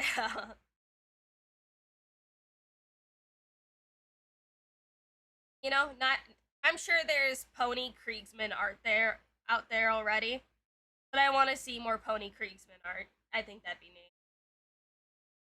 All right, let's. Never. And I didn't know that every time, it never occurred to me until Well, technically they were sacrificing unicorns to move the sun before Celestia came to be. Well, hey, True. Look at that. Oh, there's a lot. Well, you guys are gonna have to put that in the Warhammer chat in the Discord. Actually, like, going through this with an AI, every time democracy is brought up, it's framed as corrupted by wealth. The same family both times, by the way, so that's also interesting. I like the critique because at least it's a little different from others. It's like, listen, democracy, it just doesn't work. Oh, this man has gone through at least 4 Coolers Light. Because he was putting all of his empty cans lower down to the side, and he just popped open a new one. He is just happily drinking, talking about one of his favorite shows. You know, I wish I could be this carefree. He is living his best life. Yes. Because wealthy people get involved and ruin it, which is not normally the criticism I hear. So that's interesting too. Yeah, well, and I also find it to be actually a fairly interesting, like, they don't just go into like surface level.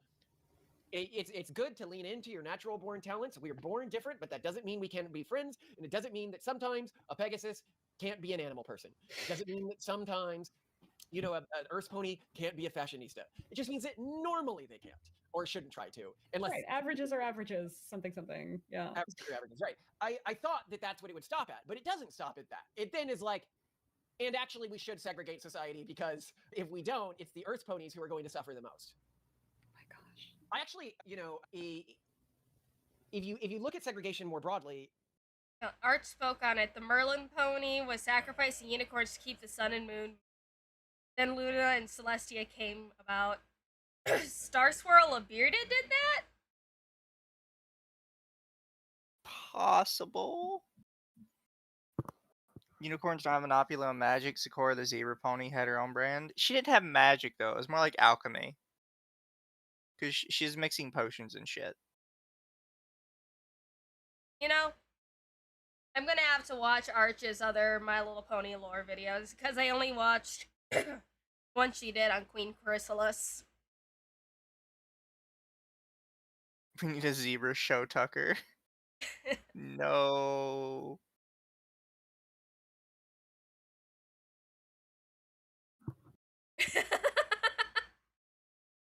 I told Rage, this video is mentioned in the My Little Pony video we're watching. He just says, just tell me to kill myself and stuff. By the way, after this, I want to ask you about the new pony versus furry fight that's apparently going on. Oh, Also, don't look at your there's a new Discord. I'm one? just sending you random games I found. Yes. Why are they fighting this? Actually, no, you'll answer that when we get to it. Oh. Yeah. many times it actually is for the benefit of the one that doesn't have an advantage within the field. So an example here, what is one of the most segregated places of our existing society? Sports. Sports is highly sex segregated. Sports is sex segregated for the benefit of women. Absolutely. Yeah. If we were going to make sports like more fair, right? Like if you were going to say, let's racially segregate the Olympics, right? Who would benefit most from like racially segregating sprinting? Okay, white people would benefit. It is the person who is in the back foot who often benefits from segregation. Segregation, and here what I'm pointing out here is some groups of African genetics appear to just be dramatically faster at short sprinting than distance running too. So yeah. Also distance running, but I think they have a bigger advantage in sprinting. I don't remember where the bigger advantage is, but they have a bigger advantage in one or the other. But if you were to racially segregate that, like everyone could be like, how dare you racially segregate that? Who are you helping? You're helping the whites. And this is often true of racial segregation, which is something that I think is just not talked about in our society. And now people can be like, well, it hasn't been used that way historically. And it's like, well, I mean, it actually has with sex segregation in sports. It has with sex segregation of bathrooms. Sex segregation of bathrooms isn't done for the benefit of men. It's done for the benefit of women. Well, you could even argue that racial segregation in, for example, the United States did lead to some really prosperous Black communities. Like Tulsa, Oklahoma, right? We went to that museum and they talked about how there was this really like affluent, wonderful community. And then like the white people who were just sitting out there like in the cold, poor, getting really resentful, came and like burned it down. Yeah, like destroyed it because the more segregated Black community was absolutely killing it. They were doing fantastically. Actually, you make a point there. I haven't thought about this, and I may go into an AI because this could make a very interesting other episode.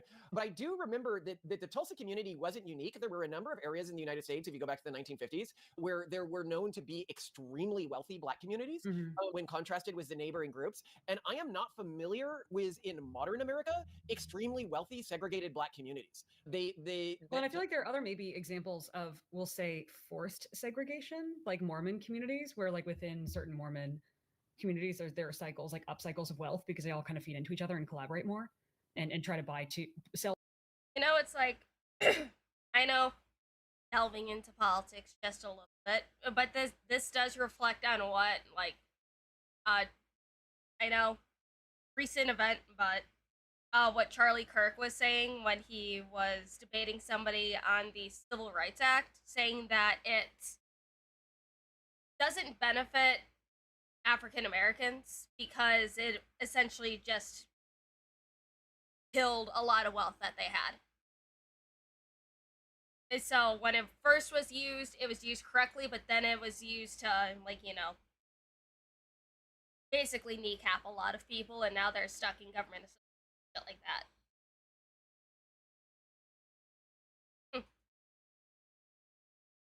interesting. Yeah. This show is a shame. Y'all need help, I'll pray for you. Hey, My Little Pony is neat. And we're having fun. So, that's what it's all about. So, if you don't want to hang around, that's fine. I shall pray for you. Good. Fair. Sell to and buy from each other, preferentially. Yeah, but I wonder if, I mean, that'd be very interesting. It's certainly something we wouldn't learn in school. One of the things that we point out in some of our other episodes, and I'll put the graph on screen here because it shocked me when I saw this.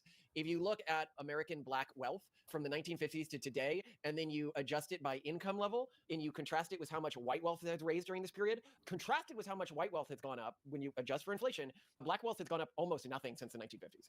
Again, contrasted with how much white wealth has gone up. And this is a Wall Street Journal graph here. Now, there's different ways you can measure this. This is median household income, I think, that can give you different, but like any way you measure it, you see a huge increase in white and a very, very moderate to small increase in and this could be caused by the negative economic effects of desegregation, which I've never thought about or looked into before. Well, and I'm Again, also thinking about the episode that we did on ethnic cartels that sort of talked about, why are certain sort of like random ethnic groups in certain areas, they just like own donut businesses or hotels or 7-Elevens or something like that. And like a big factor then is also in-group favoring, providing very affordable financing, more efficient hiring because it's really culturally compatible and there's more of an honor system where like, hey, I'm hiring your cousin, you better not screw up because now your whole family's on the line. Like, yeah, there are a lot of things that make me think. If I look at the LDS community, I look at racial or ethnic cartels, and then I look at wealthy and affluent Black communities that existed pre the end of segregation. There's actually They're talking about they're talking about statistics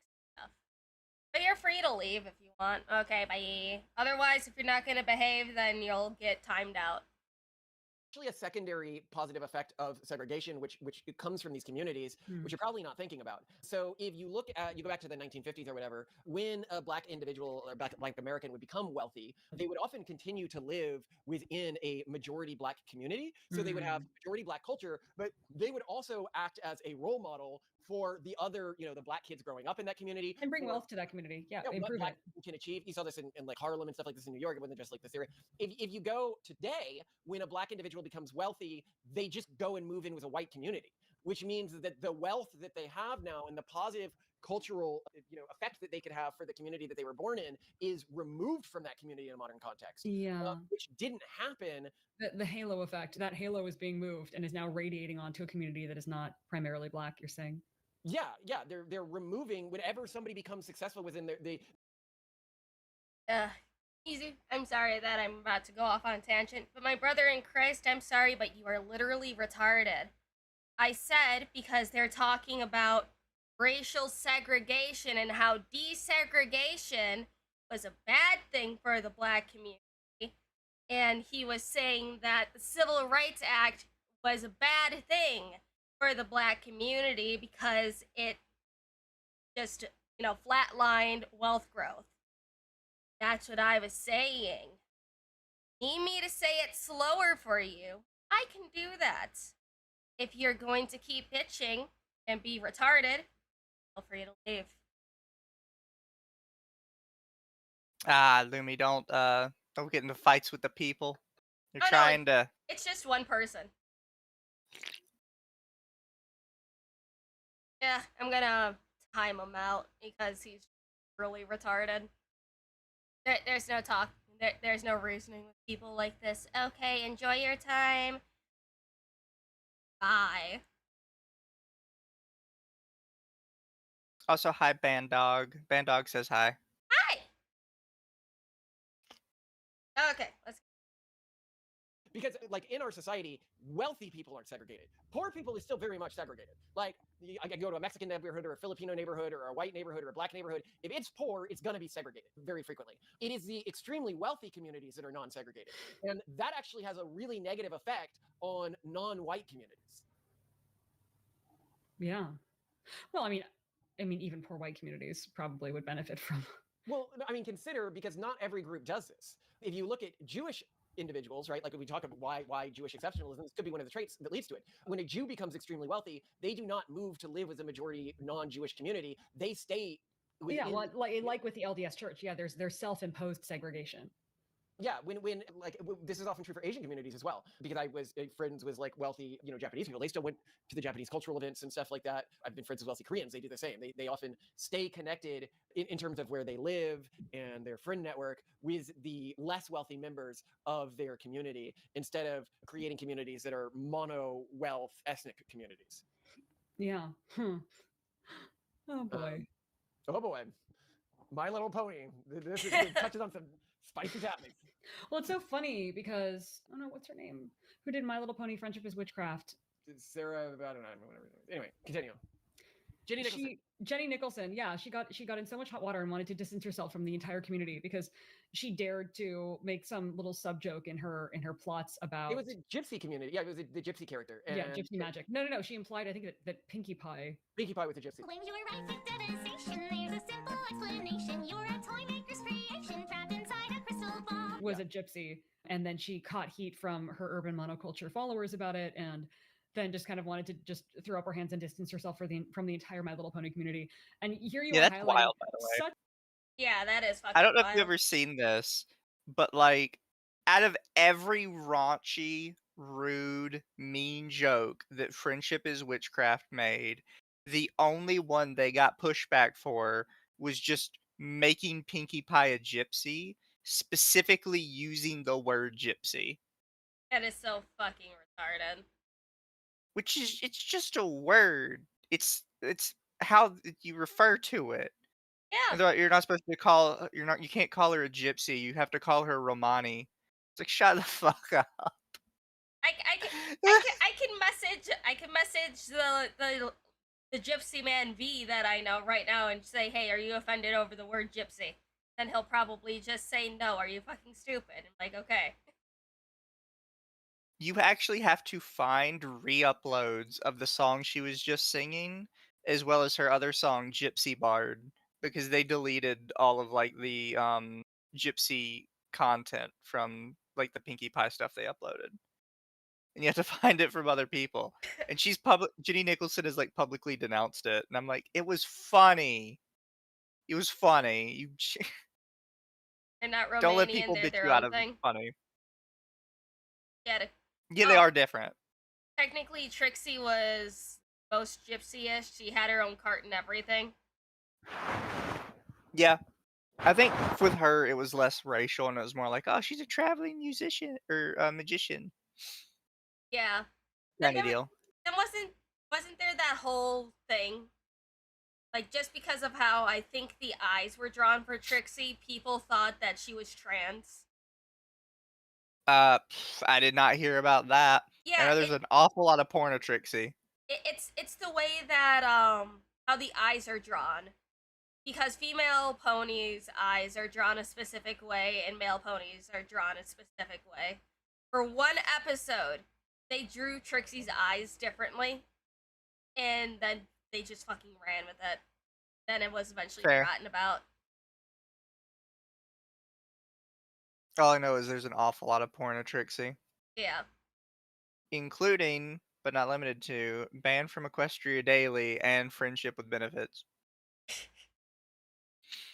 And Friendship with Benefits 2, which is just as good as the first one. People are paying Arch right now to play Friendship with Benefits. It was a good game. Porn of Trixie disgusting where They had to color swap like a ton of the characters because of apparently anthropomorphic naked ponies are too close to the originals. Such incredibly more controversial things that just the show unedited released. Yeah. Like nothing she did was as controversial as like just the colonialism episode. Yeah. We thought white people were bad until we saw them shoot some of us with guns. Then they realized they have things we want. Just wow. That was enlightening. Not sure what I think of it yet, but well, you could be like, okay, even though they were using the apple pies as a weapon, they weren't really an allegory for guns. They were just an allegory for like some sort of food that I mean, yeah, they traded beads and clothing too. No, what they could say is like, look, it's a food that white people make that Native Americans just couldn't get enough of, so much that they abandoned their ancestral traditions. God. Oh no, is it an allegory for alcohol? Like, come on, guys. Okay, yeah. Anyway, I'll go to the next episode. You know, yeah, thinking about it, all the cider that the Applejack's family is making, that they could just also be making moonshine on the side too. Honestly. True. True. I will also say, and I don't want to make this like super historically political or whatever, but you've seen Futurama before, right? Yeah. Futurama also does a Native American episode where they talk about the moon people. And the Mhm. moon people are the natives of the moon, and they sold their land for a giant diamond. And the entire conflict of the episode is they just keep referring to it as a rock, and nobody ever sees the rock. And they're complaining about how their ancestors were so dumb to sell their land for a rock. And then when they finally see it, the main characters are it was Mars. Sorry, it's Mars. Sorry. Uh, but after they finally see the rock, they're like, dude, that's a fucking giant ass diamond. That's like literally worth billions. You're like the richest people for owning that. And then the main character's like, you know what? Cut you a deal. We'll sell you your land back if you give us the diamond. And the Native American characters go, ah, fuck the land. We'll just use the giant diamond to buy new land, and then we'll pretend it's sacred. And people can complain about it all at once, but that's what has genuinely happened with a bunch of different Native American tribes. They're like, you know what? Give us a whole bunch of money. We'll just get different land, and we'll call that land sacred. Mhm. And they just came up with new legends for the new land they're on. It's 100% not where they were born and not where their people stemmed from. Because ultimately the goal was to get more money and more wealth, not nobody really gave a shit about the land. Yeah. It was just a cudgel.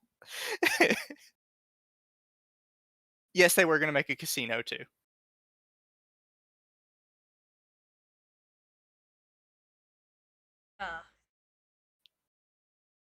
I love you. The spicy episode, right? Spicy episode, spicier than you expected. One of our Yeah, for those who can like push through and get past the fact that they have to come to terms with the reality that they're going to listen to a podcast episode on My Little Pony: Friendship is Magic, the little girl show. a little girl show, all about how monarchy is good and we should live in a racially segregated society. Yeah, if they can get past that and actually listen to it, we'll see. But All I right, love enjoyed you to it. death, Simone. Love you too, gorgeous. So how did the comments do in today's video? I just saw one comment that said that I wouldn't pass a Turing test, which is actually super true because every time I have to do one of those "Are you not a computer?" things, I have to do it like 5 times. I don't pass. I think the rest is just them reading. Yeah, just reading comments. Yeah, personal and stuff. anecdotes. Yep. So, would you like to hear about the brony controversy? Yes. So what's the new controversy? So here, I will pull it up for chat, and I will share it for you, so you can also get like a little taste of it. Okay. Share screen. And I have a couple different random links pulled up. All right. Yeah. So this got shown the other day. This is apparently at a BronyCon called Mare Fair. This was posted about a week ago. And it just says they really hate furries at Mare Fair, Lamau. And it's a sticker with an anthro furry on it. It says Animal Man, go home. What the Can you see it, Lumi, on Discord? I pull it up for everyone to see on my stream. Animal Man, go. So this kicked it off, and then we started seeing more stuff like this. It says "Let us in your con," and you've got like the little Anon pony in the corner here, and it's just all these different furry cons. You know, it's like, okay, I'm siding with the bronies because furries have an assload of fucking conventions that they can go to. They don't need to wear their goddamn fursuits to a pony con. So I got the lore from a couple of these, right? Uh-huh. So we kind of have, is it this one? Yeah, so the whole anti-furry stuff coming from on pony Twitter, somebody says, in short, Mayfair wants to remain mostly pony so it doesn't lose its identity like other MLP cons. Apparently, furries are kind of just also invading all the different brony cons and trying to turn them into de facto furry events. And supposedly, according to another comment, this convention, Mayfair, was made specifically to be just pony and to get away from the furries. And then they still had a bunch of furries show up and try and co-opt it. It's like, So unfortunately, there's a decent amount of overlap between furries and bronies. But I have noticed over the years, a lot of bronies really fucking hate furries. yes. So then you have this person at the end that gives the deeper lore, which is an incident happened at the last BronyCon where some furries held up signs on the con floor reading "Bronies are just diet furries, change my mind." A repeat went down at Mare Fair. They're generalizing an entire fandom as horrible based on the behavior of half a dozen agitators. This is somebody who I've seen from other comments likes the furries, so they're like, oh, it's just a couple people causing problems. It's like people have the right to say that they don't want furries at their convention. Yes. So then you get other stuff like this person, which did this art.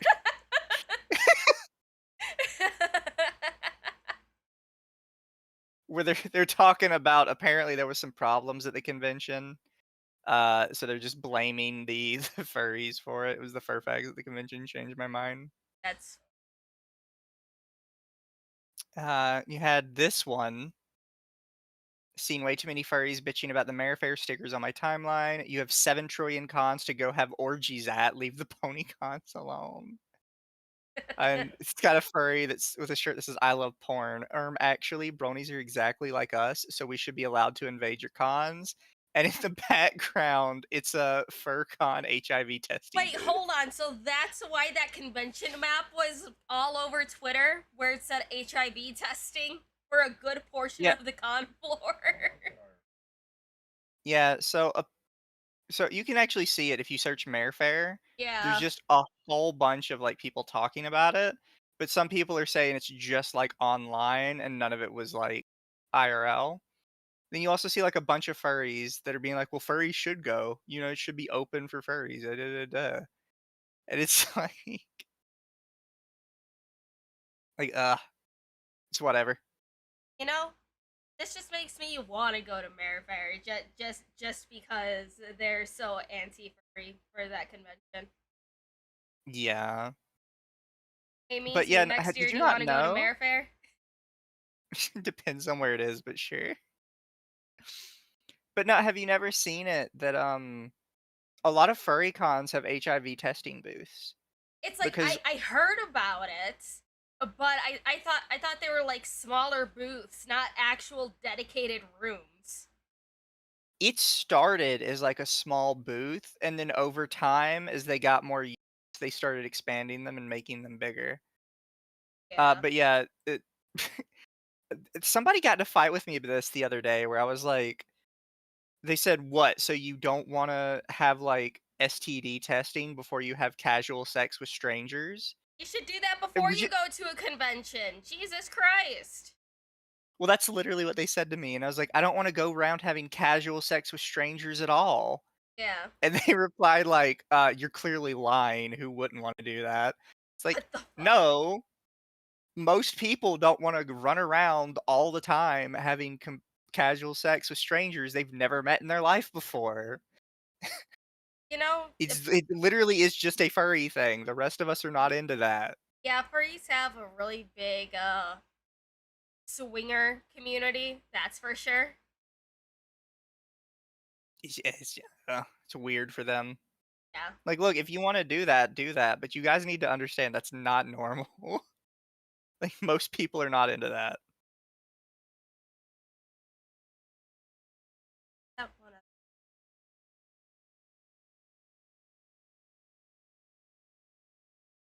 But I think I'm good there. If you are.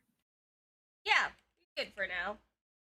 We can wrap it up here and send the people off to wherever they want to go. Well, they don't get to choose where they go. They get to settle with the decisions of our own actions. Let me see. We pick where you go. Just Discord. Kick. That's the one thing that a little annoying about Kick is that you have to refresh your page if you're didn't go live before you found a host, whatever. Fair. Da, da, da. I am sending you guys to a VTuber who I apparently follow, but I don't remember them, called Gora. So have fun. Go annoy them with pony stuff. But I'm gonna send you guys over to. Dry Bread because he's doing a fundraising stream on the side. And then Bye chat. Bye Lumi chat. for Kick, I will send you guys over Bambi. Bambi's live. Oh, I don't want to. Alright. Good night, everybody. I will see you guys later.